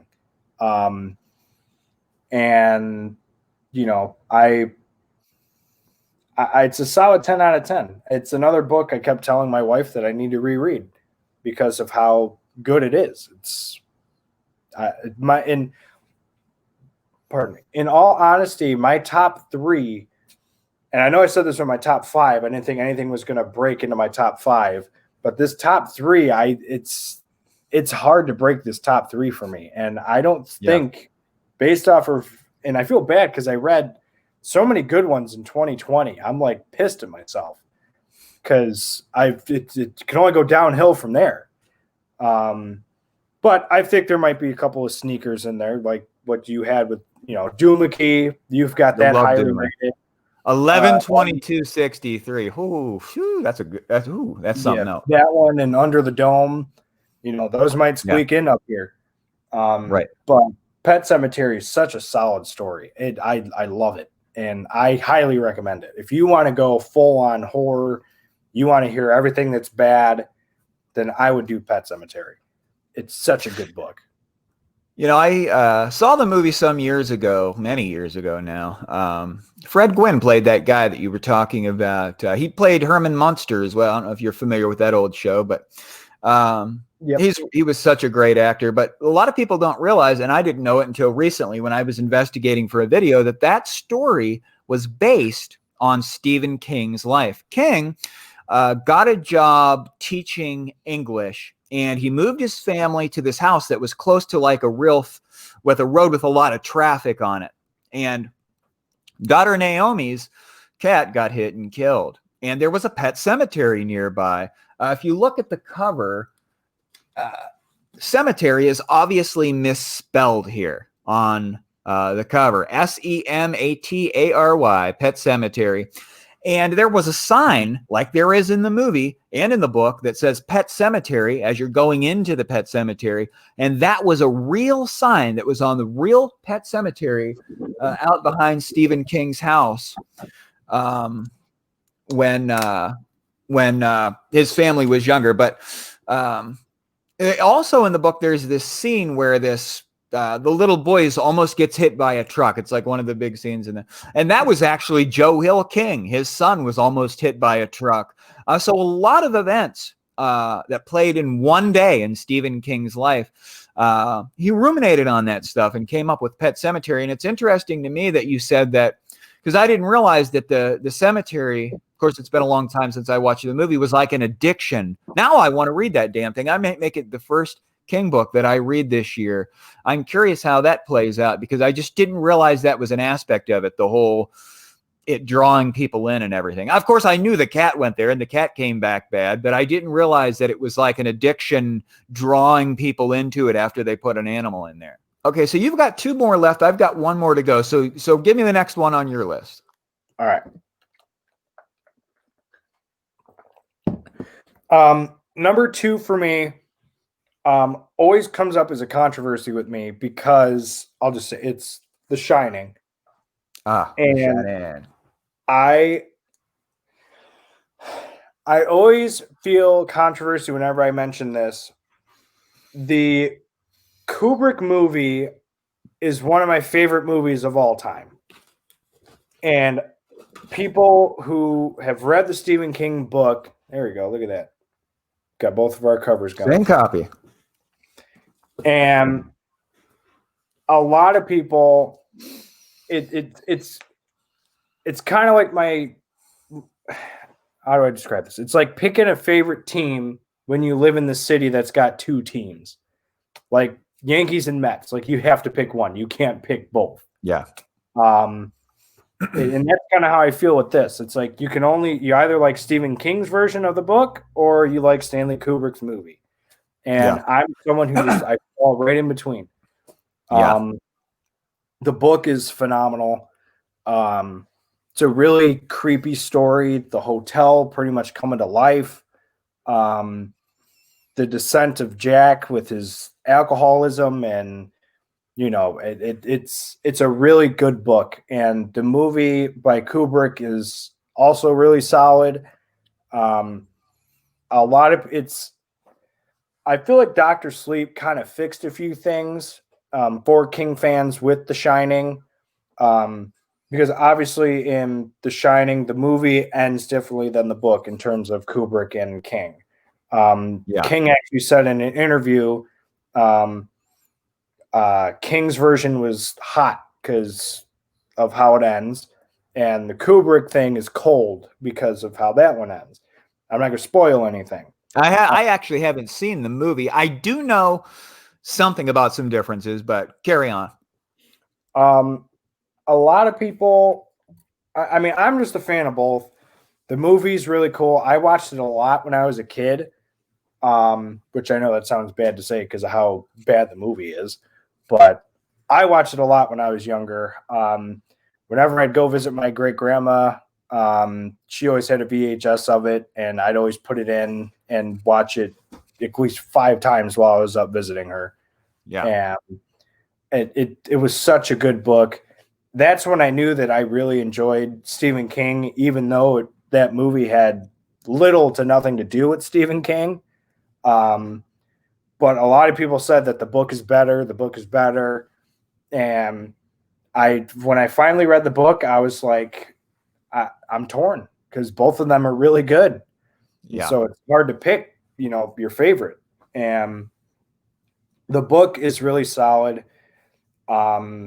It's got the real creepy aspect to it. Like I said, the hotel being haunted, and it's just creepy. And Jack's descent into madness with his drinking, and the ghosts are pretty much luring him in with alcohol. Yeah. The whole upper management's got positions open, and we need you, but we need your son. You need to, get rid of him. And he's just like, yeah, sure. Just give me more alcohol. No problem. Right. And so Jack Torrance was actually the way to get to Danny in the book, because the hotel wanted Danny, but Danny had the shining, and he wasn't so easily taken hold of as was the father, Jack Torrance. So it chose to home in on Jack Torrance so that it could get Jack to kill Danny, because Danny was just too much for it because he had the shining. But it's really interesting, I think, because I have read this one, and Stephen King was an alcoholic and a cocaine addict for probably I don't know if it was an entire decade, but it was for quite a while. And a lot of that comes out in his life with how alcohol had control over him. It was how the hotel had control over Jack. So I thought that kind of personal issue was kind of interesting playing into the book. Oh, yeah. I thought that was really solid. One of my favorite quotes actually from Dr. Sleep is, have you seen that movie yet or no? I have not. I really disliked the book, but I haven't seen the movie. This quote isn't even it's not in the book, because the whole Shining universe is really messed up, because there's the book, the King version books, and then there's, because of what Kubrick did, the Dr. Sleep movie was it had to play off of the Kubrick, but try and also stay true to what happened in the book. Yeah. And so one of my favorite lines in the movie that's not in the book is, a man takes a drink, the drink takes a drink, the drink takes the man. And that's playing into whole alcoholism stuff. And it's a really cool quote, and I love it. Yeah, we might as well talk about Dr. Sleep for just a moment. Dr. Sleep's the sequel to The Shining. I was really excited for it. I wanted another ghost story. I thought for sure I was going to get into another good ghost story. And I thought the plot was just very weird, just a strange, stupid plot. And I just didn't like it very much. I mean, I did kind of appreciate getting back with Danny Torrance and everything, but it just was not what I expected. It wasn't what I wanted. And I just did not like that book at all. What did you think of it? I'm kind of torn. I see where people would be very upset because you've read, The Shining. You want to see what's going on with Danny's life. But then he just kind of throws in these weird, vampire-ish type creatures that, feed off of the shine that people have. And it's just kind of there's no mention of those things at all in The Shining. And then he just basically makes another book that's different, but kind of goes back to what The Shining is about, which is kind of what I feel with the book. I like the book, but it's not a top-ranked book for me. It's a good book, but just not, I don't know. It's not solid enough for me. Yeah, alcoholism was a big theme in Dr. Sleep as well. I think AA played kind of a big role in that one, but The Shining by far was the better book. Do you think that you could make an argument that The Shining is the best ghost story novel of all time? I feel like I haven't read enough ghost story books to make the argument. Yeah. But I could definitely see it being a really solid contender for being one of the best ghost story books of all time. I just got to read a few more. I mean, I'm planning to read Ghost Story by Peter Straub. So, yeah, I don't know if That's one really that I plan on reading. And I think I agree with you because I haven't read very many ghost stories myself, so it would be hard to judge it. But it has to be one of the most impactful ghost stories of all time with the popular movie. The book's very popular. The Shining's probably in the top 10 most popular King books as well. I read a ghost story earlier this year. It was called A Christmas Carol, or actually that was last year now. A Christmas Carol, which is not one we usually think ghost stories, because we usually think horror when we think ghost stories, but that's actually my favorite ghost story is A Christmas Carol by Charles Dickens. But I want to get into some more ghost stories. I've read Bag of Bones by King. Have you read that one? That one I have not. That's another ghost story by King. Wasn't as big on that one as I was The Shining, but it is a ghost story. There are quite a few ghosts in it. I'm not sure if I've read any other ghost stories by King. I'm not sure how many he has, but when it comes to The Shining, I would probably give that one a solid 8 out of 10. And I know that you would give it a 10 out of 10. I'm just curious, what was your least favorite change between book and movie? Because I know that Jack Torrance carries an axe in the movie. Okay. But in the book, And it's actually a roque mallet, right? I'll say this without getting into spoilers. The one change that I disliked about the movie, even though I haven't seen it, is that Dick Halloran's role is changed in the movie. And I won't say another word, but I just felt that it was absurd, Dick Halloran's role in the movie. I thought it was so nonsensical and that it makes more sense how it plays out in the book. What do you think? What was your least favorite change? In reference to the Dick Halloran thing, it seemed less impactful on Danny's life in the movie because of obviously what happens. If you've seen the movie, you know what happens. In the book, I feel like there's more communicating between the two of them. And you can understand what they're telling each other. In the movie, they do zoom-ins of Dick, and it looks like he's having a stroke. And it's just holy shit, dude. It's like there's one scene where he's laying in bed watching something, and then like they zoom in, and his eyes just get like really wide, and it's just like, what the hell is he telling them? So obviously, if you've read the book, you know what he's telling them. But in the movie, it's just his eyes get really wide, and it's like, okay, like cool. Wow. I'm going to have to watch that. For me, I don't know. There's just so much I liked about the movie and so much I liked about the book. I feel like what they needed to play off more in the movie. So I guess I do have an answer here. In the book, they talk about old newspaper clippings about the Overlook Hotel. In the movie, they don't play off on those at all. There's only one little scene where you see it when Jack's typing at his typewriter in like the big room where the staircase scene happens. You see a little like book lay next to him with newspaper clippings in it. And that's the only reference you get to it at all. It's not talked about whatsoever. That's a shame because in the book, the way that his obsession with the hotel starts out is he starts investigating the history of the hotel. He gets down in the basements and he's digging through boxes. He's trying to figure out what just isn't quite right about this hotel. And he starts learning things about it. And that's like an integral part of the plot. That's kind of weird that they dismiss that. I'm going to have to break down and finally watch that damn movie and see what it's all about. The boiler also does not play a big factor in the movie either. And from what I understand, the hedge plants don't even play into the movie. Is that right? Yeah, no, the hedge animals don't make an appearance. They use a hedge maze instead. I actually heard an interview where Kubrick was like, he had tried it with the animals and said that it looked like crap. He said it didn't look good, and so he ended up going with a hedge maze instead. And that's, I mean, for me, it kind of worked. But at the same time, I would have loved to have seen the hedge animals. We could probably go, once you watch the movie, you and I could probably go through and kind of do like a Shining episode. Yeah. Where you and I talk it out, because there's also the TV miniseries that King directed in the 90s. I don't think he directed it, but he was a big part of it. Because he wanted to see his book actually on the screen.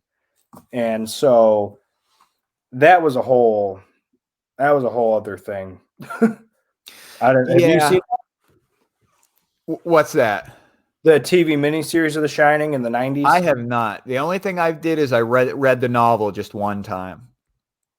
It was you actually can't find it online. I've tried finding it online. It's like doesn't exist online. But I've got a couple of copies of it, DVD wise, and Yeah. so it's got Steven Weber in it. He actually narrates a couple of the books. He actually narrates the It book, and he does a pretty good job with it. And That was the one I listened to probably on Audible.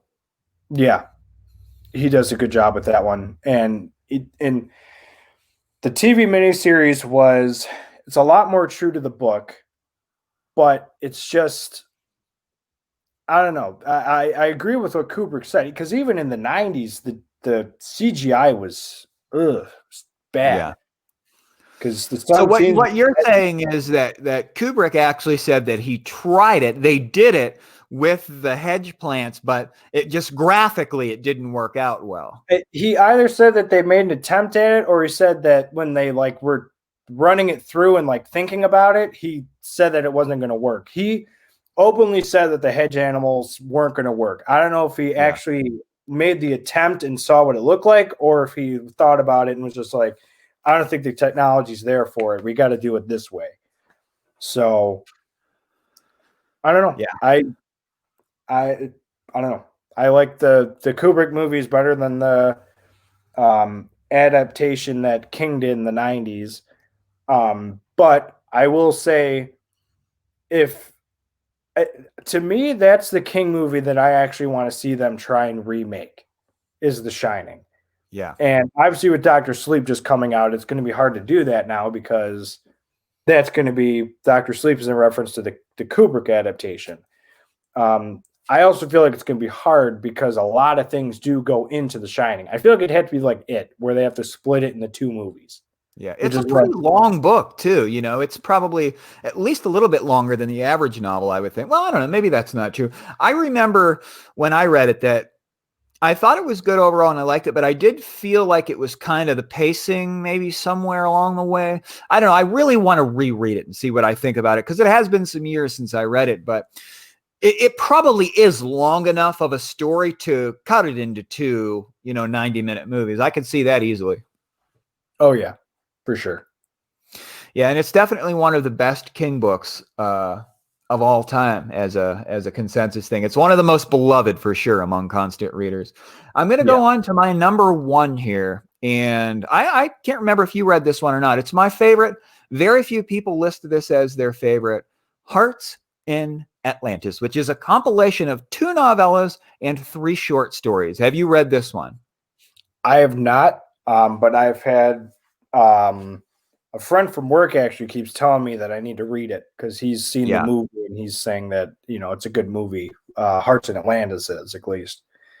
And so he wants me to read this and, let him know what I think. Well, here's an interesting fact. The movie version of one of the novellas in the collection, it's actually here. This is how it goes. The 2 novellas that open the book up, the first one is called Low Men in Yellow Coats, which is a Dark Tower companion novella. And the second story is called Hearts in Atlantis, which is about some college kids on a university campus during the Vietnam era. They made a movie of Low Men in Yellow Coats, which is the Dark Tower companion novel, and they actually named it after the second story in the collection, Hearts in Atlantis. So that doesn't really make any sense. The proper title of the movie should be Low Men in Yellow Coats, but Low Men is about a character named Ted Brodigan. You might not remember him from the Dark Tower series. He was the strongest beam breaker that they had. He was this powerful psychic. And at some point in the Dark Tower series, this is no spoiler, he steps aside. He kind of leaves the story for a little while. And Low Men in Yellow Coats is a story about where he goes and what he does while he's on the run from the Crimson King. And the Low Men, or the Crimson King's henchmen, are after them. You see, Ted Brodigan escapes into this other dimension of reality. He tries to get away from that Crimson King and breaking those beams. And he goes to this 1957 Minnesota suburb or something like that. He befriends a little boy named Bobby Garfield, who is actually the main character in the story. It's Garfield's tale. And Bobby kind of helps Ted to hide from the authorities. And here's something strange about the movie. In the movie, it's never revealed who Ted Brodigan is on the run from. If you've read the Dark Tower series, you know that he's on the run from the Crimson King and the low men in yellow coats. However, in the movie, it's just left open. You don't know. You kind of think maybe it's the FBI or the CIA, or maybe even like some mobsters that he's on the run from. It really impressed me that they made a movie of it that was good without any of the background details, which would seem like almost impossible, right? How could you leave that Dark Tower part out of this and not even mention who he's on the run from? Because that's a very important part of the novella, who he's on the run from. And it's all Dark Tower. The whole story is 19. It's a great story. However, Hearts in Atlantis, the second story about the kids on the college campus in the Vietnam era, was actually the best story in the collection. I've never read anything so dramatic and so well written and so absorbing. It was just a great piece of literature. And there are 3 other short stories. One of them is about a man that pretends to be blind. He's a panhandler in New York City, makes a fortune at it. And the way that they're all connected is that in each story, the second novella and the third, fourth, and fifth short stories, there's a character in there that was in the first story, Low Men in Yellow Coats. So it brings them all together. And of course, I love the Low Men in Yellow Coats. There are 3 stories that there's actually 4 stories that I consider cornerstones of the Dark Tower. One of those is the short story, The Little Sisters of Euleria, where we're on the beam with Roland the Gunslinger. Have you read that one? The Little Sisters of Aurora? No, Yeah. I have not.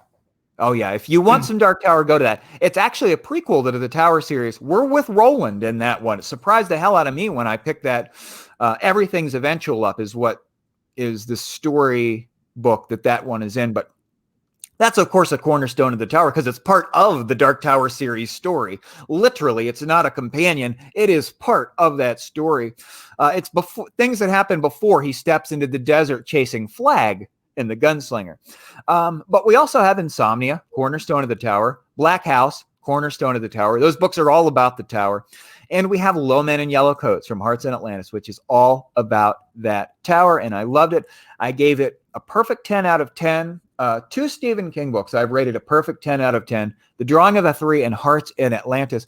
And I want to read Hearts again this year. And of course, when I get those books, the concordance of the Dark Tower is going to be filled with shit about Hearts in Atlantis. Low Men in Yellow Coats, actually. And that other book I ordered, On the Road to the Dark Tower, there's going to be a bunch of shit in there about Low Men in Yellow Coats. And I just love that damn Dark Tower series. So I loved Hearts in Atlantis. I gave it a perfect 10. Is there anything that you want to mention about this one? I haven't read it. It's something that is on my list because I want to read everything he's written.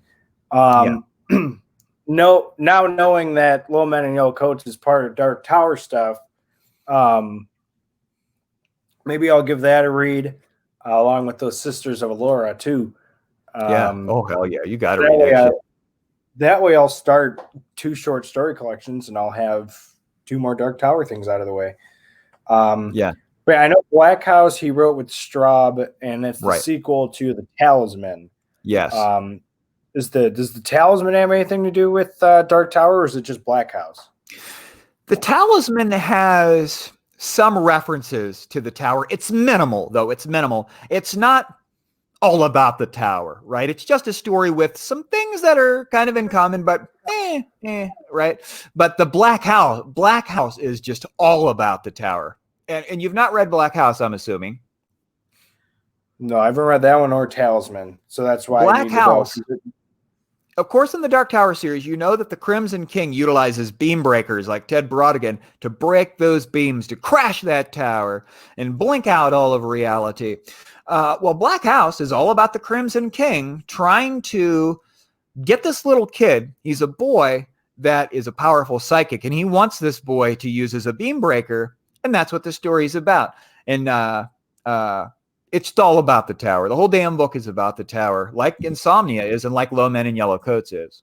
And Black House is the second part of what will be a trilogy if King and Straub ever write the third piece to that damn thing. And I expect that piece of the trilogy, which they are committed to writing, will be all about the tower as well. So I'm really excited for that one. Yeah, I've been waiting for that one, and I didn't know Gwendy's was going to be a trilogy. I knew there's two of them, but I didn't know they're going to do a trilogy with that one. Right. But I want to get the Talisman and Black House. Talisman is on the thicker side too. It is a little bit chunky novel. Yeah.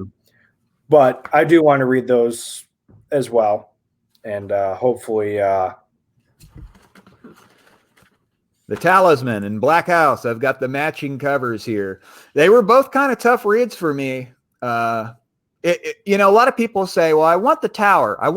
So I'll read the Talisman and Black House. And I say, if you just want the tower, skip by the Talisman and go straight to Black House, because the Talisman just doesn't have enough tower going on in it to commit to it just for that reason, in my opinion. But let's move on here.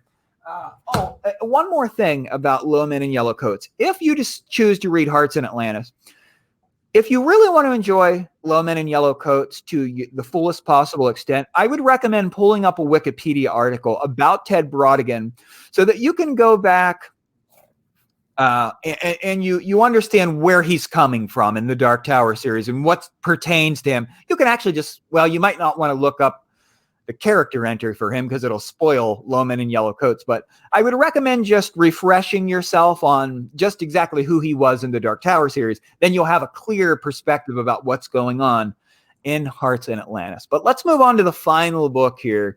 The final book, one that has me internally torn. Your number one. Go ahead and tell us what your number one is. My number one book is It. And it's a chunky book. It was the second longest King book I've read now, since I've read The Stand, the uncut version. Sorry.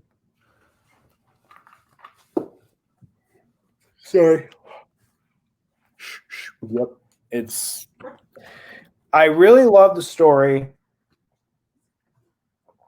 in terms of you're meeting this group of kids, and they all share the same bondage. They're the Losers Club, and they have a good childhood friendship. And this one thing kind of keeps connecting them, and that's it. The Pennywise the Dancing Clown is what his main referral to is. But he does turn out to be, he can be your biggest fear. He turns into a horde of locusts, Frankenstein, Wolfman, a leopard. He turns into a whole bunch of different things. And it's just that connection of friendship between them that kind of gives me this, what pushes this to be number one. And I just love it. It's a very long book. Yeah. If you're dedicated to reading it, read it. It's such a good book. I really enjoy it. I know you say you're torn with it. And I want to hear what you got to say, but I love this book. It's 10 out of 10. I can't wait to read it again, but I also can wait to read it because it's also a really big book. So, yeah. Yeah, when you ask people that read King, which Stephen King novel is the best of all time, about 60% of the time you get The Stand, and about 40% of the time you get It. So those are like the two big novels of this. Of course, his magnum opus is the Dark Tower series, period. But when it comes to just individual books, people either point to the epic The Stand or the epic It. They're close to the same length, 444,000 words in It, 472,000 in The Stand. So The Stand is a little bit longer, but I thought the book was great in a lot of aspects. I like the Losers Club. They were very well developed, authentic, believable characters with good dialogue that was easy to follow.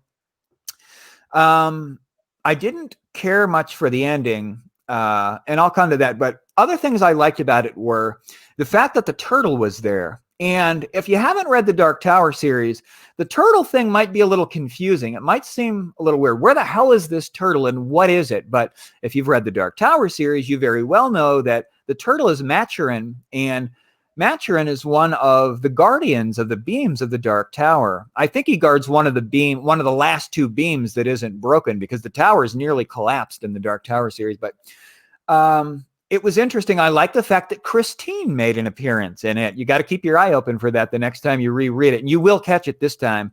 I also liked the way that his monster presented itself as other literary monsters and cinematic monsters. The teenage werewolf was one of them. The witch from Hansel and Gretel was one of them. There were like a couple other ones that I'm not recalling now, but like Stephen King's monster was their monster. And I thought that that was just brilliant homage being paid to other authors. I think maybe someone saw it as the Frankenstein monster. I can't remember if that's true or not, but I thought that was one too.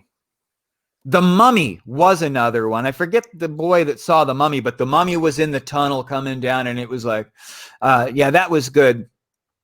I thought the book was pretty good overall, and I loved the Dairy Maine thing. I told you yesterday when we were chatting that I wish I would have wrote down everything that had to do with Dairy Maine. I could have made a project out of that, and I didn't do it. It didn't occur to me to do that until I was nearly done with the novel. But if I ever reread it, I will make note of Dairy Maine. I told you yesterday, Dairy Maine got its name because settlers from Derry County, England, traveled to America on a boat called the Derry, Derrie, and they founded Dairy Maine, Derry. That's how Dairy Maine came into existence. And of course, those people disappeared, which is part of the Dairy Maine lore. All of those 300 settlers just gone from history. And of course, we know that Pennywise the clown was, well, Pennywise isn't really a clown, and we'll come to that. But I thought all that was good. I just really thought the ending was unusual. Dick Halloran was in it. So there were all these connections going on with his other works, which I didn't quite expect. However, the ending was bizarre. And I also didn't really like the stuff where the one kid was like being shot out into outer space, and the turtle was out there, and there was someone that was more powerful than the turtle. And if you've read the Dark Tower series, you know that that being would be named Gan, or God, in the Dark Tower multiverse. But that was like kind of nonsensical. Without the Dark Tower background, that wouldn't really add up to much. I thought that was really weird. And I also thought the whole sexual thing with the ritual of Chud, if I'm naming that right, was like weird. And from what I understand after investigating, I was so lost with this, I investigated. Apparently that sexual ritual kind of signified the end of childhood and the moving on to adulthood, because the adults in it couldn't like see the monster. It only came after children because they had the imagination and the intuitive susceptibility to see the monster, where the adults did not. But I don't know. What did you think of the ending with the sexual shit and all that stuff in outer space and everything? I thought it was out there. It was really weird. I will say, I feel like the whole orgy thing was just fucking weird. It's like, it's hard to describe it. It was such an odd scene to read. Yeah. And I understand your point where it kind of goes into, you know, they're ending their childhood, they're going into adulthood. And I don't know. It's a weird subject, and I thought it was weird being in the book. I understand now that you've phrased it that way. I kind of understand why it was placed in it, but I also feel like they could have done something different. What that could be, I don't know. I know in the TV miniseries of it, they do like a blood pact. Like blood brothers and stuff, where they slit their hands and they all hold hands and stuff and make the promise to come back if it's not dead. But I just thought it was one of the weird. Honestly, that scene is the weirdest scene I've ever read in any book. Yeah, it was uncomfortable for me just reading it. Oh yeah, I was listening to the audiobook late at night, and I'm just laying there, and all of a sudden it starts happening, and I'm just like, the fuck am I reading? Yeah, because I didn't know. I had heard that there's a weird scene towards the end of the book, but I didn't know what it was. And then I started hearing it start happening, and I'm like, oh my God, this is the scene. Like, this is like, yeah, no, this is odd. But I mean, for me, I kind of agree at the end. The whole ritual of Chud was just it was weird. And then doesn't one of them have to like make out with him? Like make out with Pennywise? They have to like lock tongues or something like that? They had to bite his tongue off. Yeah, I thought that was kind of weird too. That was really strange. And what that was about was like there was this old Native American lore or something like that talked that there's this monster, and if you ever come face to face with it, you've got to bite its tongue off.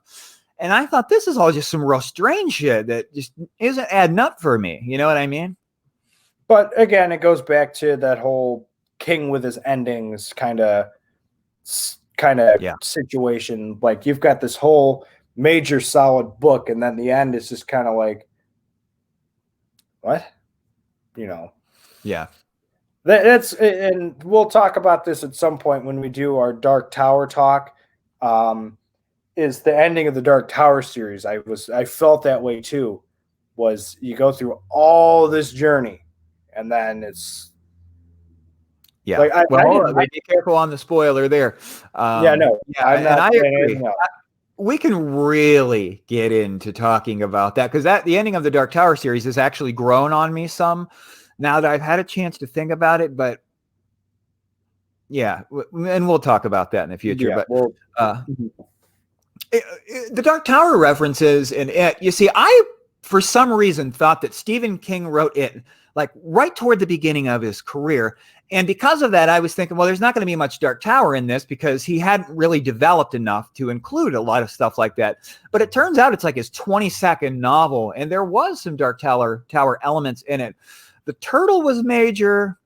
There was some other stuff going on that's kind of, I've lost it at this point. But I will say that I was kind of surprised that there was more to do with the tower in it than I had originally anticipated. What did you think of the turtle aspect? Did it not fit for you, or did you think that it was fitting? I thought it kind of connected the worlds together. Because I know in the Dark Tower, they talk about the turtle. And by what I understand is like it and the turtle are like two beings that like collide with each other, and Pennywise is like, he's actually like afraid of the turtle. At least that's what I thought I remember hearing, is like the turtle brings fear into Pennywise, like he's like afraid of it. Oh hell yeah. But I thought Pennywise didn't want anything to do with that turtle, that's for sure. I thought it connected the worlds, I feel like, with the turtle being referenced in it. Yeah. You know, it kind of, and that's a whole big theory, is everything kind of connects to the Dark Tower. And, right. You know, I feel like that, I mean, there's a lot of stuff I feel like with it that connected to the Dark Tower, but the turtle, I feel like, is the main thing that hits the is true. Head. Yeah. We might as well get into a severe spoiler here with the plot of it. I want to ask you this. It wasn't 100% clear to me what Bob Gray, a.k.a. Pennywise, a.k.a. it, actually was. We know that it was a female from the way that the book ended. And we know that it commonly presented itself as Pennywise the Dancing Clown. No, that wasn't always the case. And we know that it was commonly seen as a spider. And maybe to some kind of degree it was a spider, but it wasn't really a spider. And it was also, with the spider thing makes people think that it was actually related to Mordred in the Dark Tower series, like they were cousin beings of some kind. But I still, at the end, I was thinking, we know that it comes from, it was like a different universe. I even think that it was either a different galaxy or galactic cluster or universe. It came from a distance. And at the end, I was still thinking, I don't think I could like write down and just define what it actually was with a few sentences. I wasn't perfectly clear. What did you think about the actual identity of the monster? I thought King played it off pretty well. What I mean by that is nobody knows what it is. It's it. And the aspect that it can be pretty much anything you picture it to be. In the TV miniseries, it says Pennywise actually says that since you guys are adults, you're only going to see me as my true form, which ends up being a spider. So that makes me also believe that its true form is some form of spider, arachnid. Like, who'd you say in the Dark Tower? Mordred? Mordred, right. Which I can see that can connect. I haven't heard that theory, but I could definitely see some sort of connection with that. Yeah, and I don't know if that was intended by King. It seems like fans can kind of make these connections that probably King didn't even consider himself. But yeah, and overall for me, it was a good book. Here, I'll ask you this question. Do you think the argument can be made that it is the best horror novel that's ever been authored? Oh, boy. That's a question. And I'll answer it first. I think that maybe you could make that statement. A lot of people think that a book has to be hundreds of years old for it to be considered the best. And I don't think that's true. I just think the quality of the piece itself, like a painting, I think that a painting that's painted today in 2021, if it's, a really good painting, could be just as valuable as far as aesthetic beauty goes to a painting that Leonardo da Vinci painted back in the late 1490s. And I think that it has many qualities that very few authors and books have been able to muster up, because there's a lot that is just great about that book, including the size of the novel. It's this really massive world and adventure you're being pulled in. So I think that you could at least make the argument that it is the greatest horror novel that's ever been penned. That it's got at least top three, at least the top three. And like you said earlier with the ghost story thing, maybe I just haven't read enough horror novels to have a real good perspective on that. But like, how many horror novels have made the impact that Stephen King's It has made? Not very many. That's how many. Yeah, no. I would say It is for sure one of the top ones, if not the top one. So, yeah. I really liked the book. Like I said, I actually haven't seen the new movies. I saw the TV miniseries, but I haven't seen the two, It and It Chapter 2. I have not seen either of those in the past couple of years when those came out. So can't really reference those, but Tim Curry as Pennywise was just eerie as a child. I know with this book, my dad actually gave me his copy, which doesn't have a dust jacket. And his reason behind it is because when I was younger, when I saw the hand coming out of the sewer, I always thought a hand would come out of sewers. So he had to take the cover off so I stopped seeing it. Wow. And so that's why I have an edition that's older that doesn't have a dust jacket, because he took the cover off and he couldn't find it. Yeah. But this is years ago. So, but so really, I really like the book. It's complete, in my opinion. That's why I give it the #1 rating. It's a full, complete story. Have you read Insomnia? I started that last year in January, and I stopped it. I have not touched it since.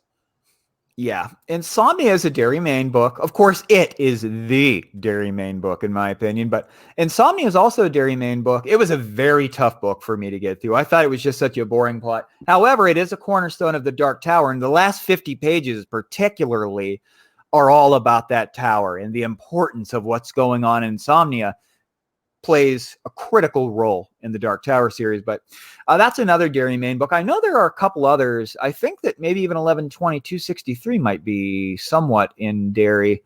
I'm not sure. Of course, I'm not a master of this stuff. I'm working on becoming like a master Stephen King historian, but I've got a lot of work to go. But I would give this one, I would give it an 8 out of 10 rating. there were some aspects of the story that I thought perhaps couldn't have been done any better. And I thought that it was good that it was as long as it was, because you really needed that, because he was working with 7 main characters plus Pennywise as an 8th main character.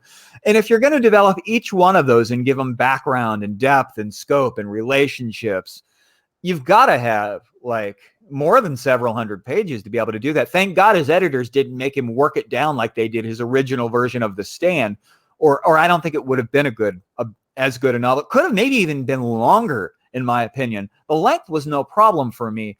I would give it a strong 8 out of 10, and I would highly recommend it. And I myself have to see the new movies. I might even want to go back and watch the old one with Tim Curry and then watch the new ones and maybe do an episode here on my program where I talk about those. But I know that you give it a 10 out of 10. What would you say was the best thing about it? Like I said, with the body thing, the whole bondage of the friendship between that is everyone. True. I thought that kind of made a strong, statement with, keeping friends close. And just Pennywise in general is just such a creepy character. I just loved him as a, my 2 favorite horror characters is Jack Torrance and Pennywise. Yeah. And, Pennywise is, I don't know. He's just such a really good character. That also did it for me. There was something I read where there was a rumor where there's a possibility he might make a sequel to it. Oh, Lord. And that was my reaction, is another 1,200 page book about a killer clown. But I don't know. The issue I have with this, I don't know where he would go with it. Obviously, with it being Stephen King, he can go any direction he wants. He could say, when Pennywise died, he sent like a thing up to his planet and 50 more of them came down. Who knows? Well, here's something that I would like to know about, be it fan fiction or written by King himself. In it, we know that it is running away from a bad situation. Like, it was part of a planet where there were other kinds of its type there, and there was some kind of emergency going on, and it got out of there, and it came to our universe, and it landed on Earth. I would like to know the real background with it, because we get almost nothing with that. I'd like to know where it was from and what was happening in that place that it was from, and what events led to it having to get out of there and come to our world for the plot of It by Stephen King. I think that could potentially be very interesting, a prequel to the novel. I'd be interested with that too. Is kind of like a prequel. Like, what made Pennywise run away? What kind of catastrophe could have possibly happened that Pennywise would have tucked tail and got out of there and ran away? That could be that might have potential, I must say.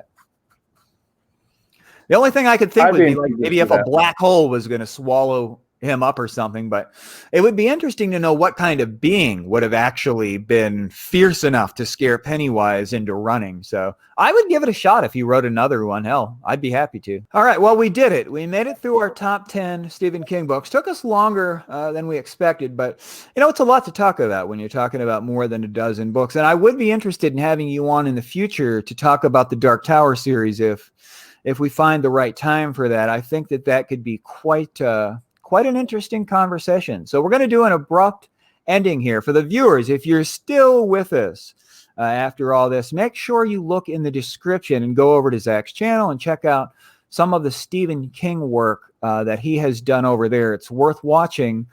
Thanks for joining me, Zach. Yeah, thank you for having me. This was fun. There's plenty of things to talk about with Stephen King. Dark Tower. We can do, Bachman, The Shining. There's anything we can really talk about.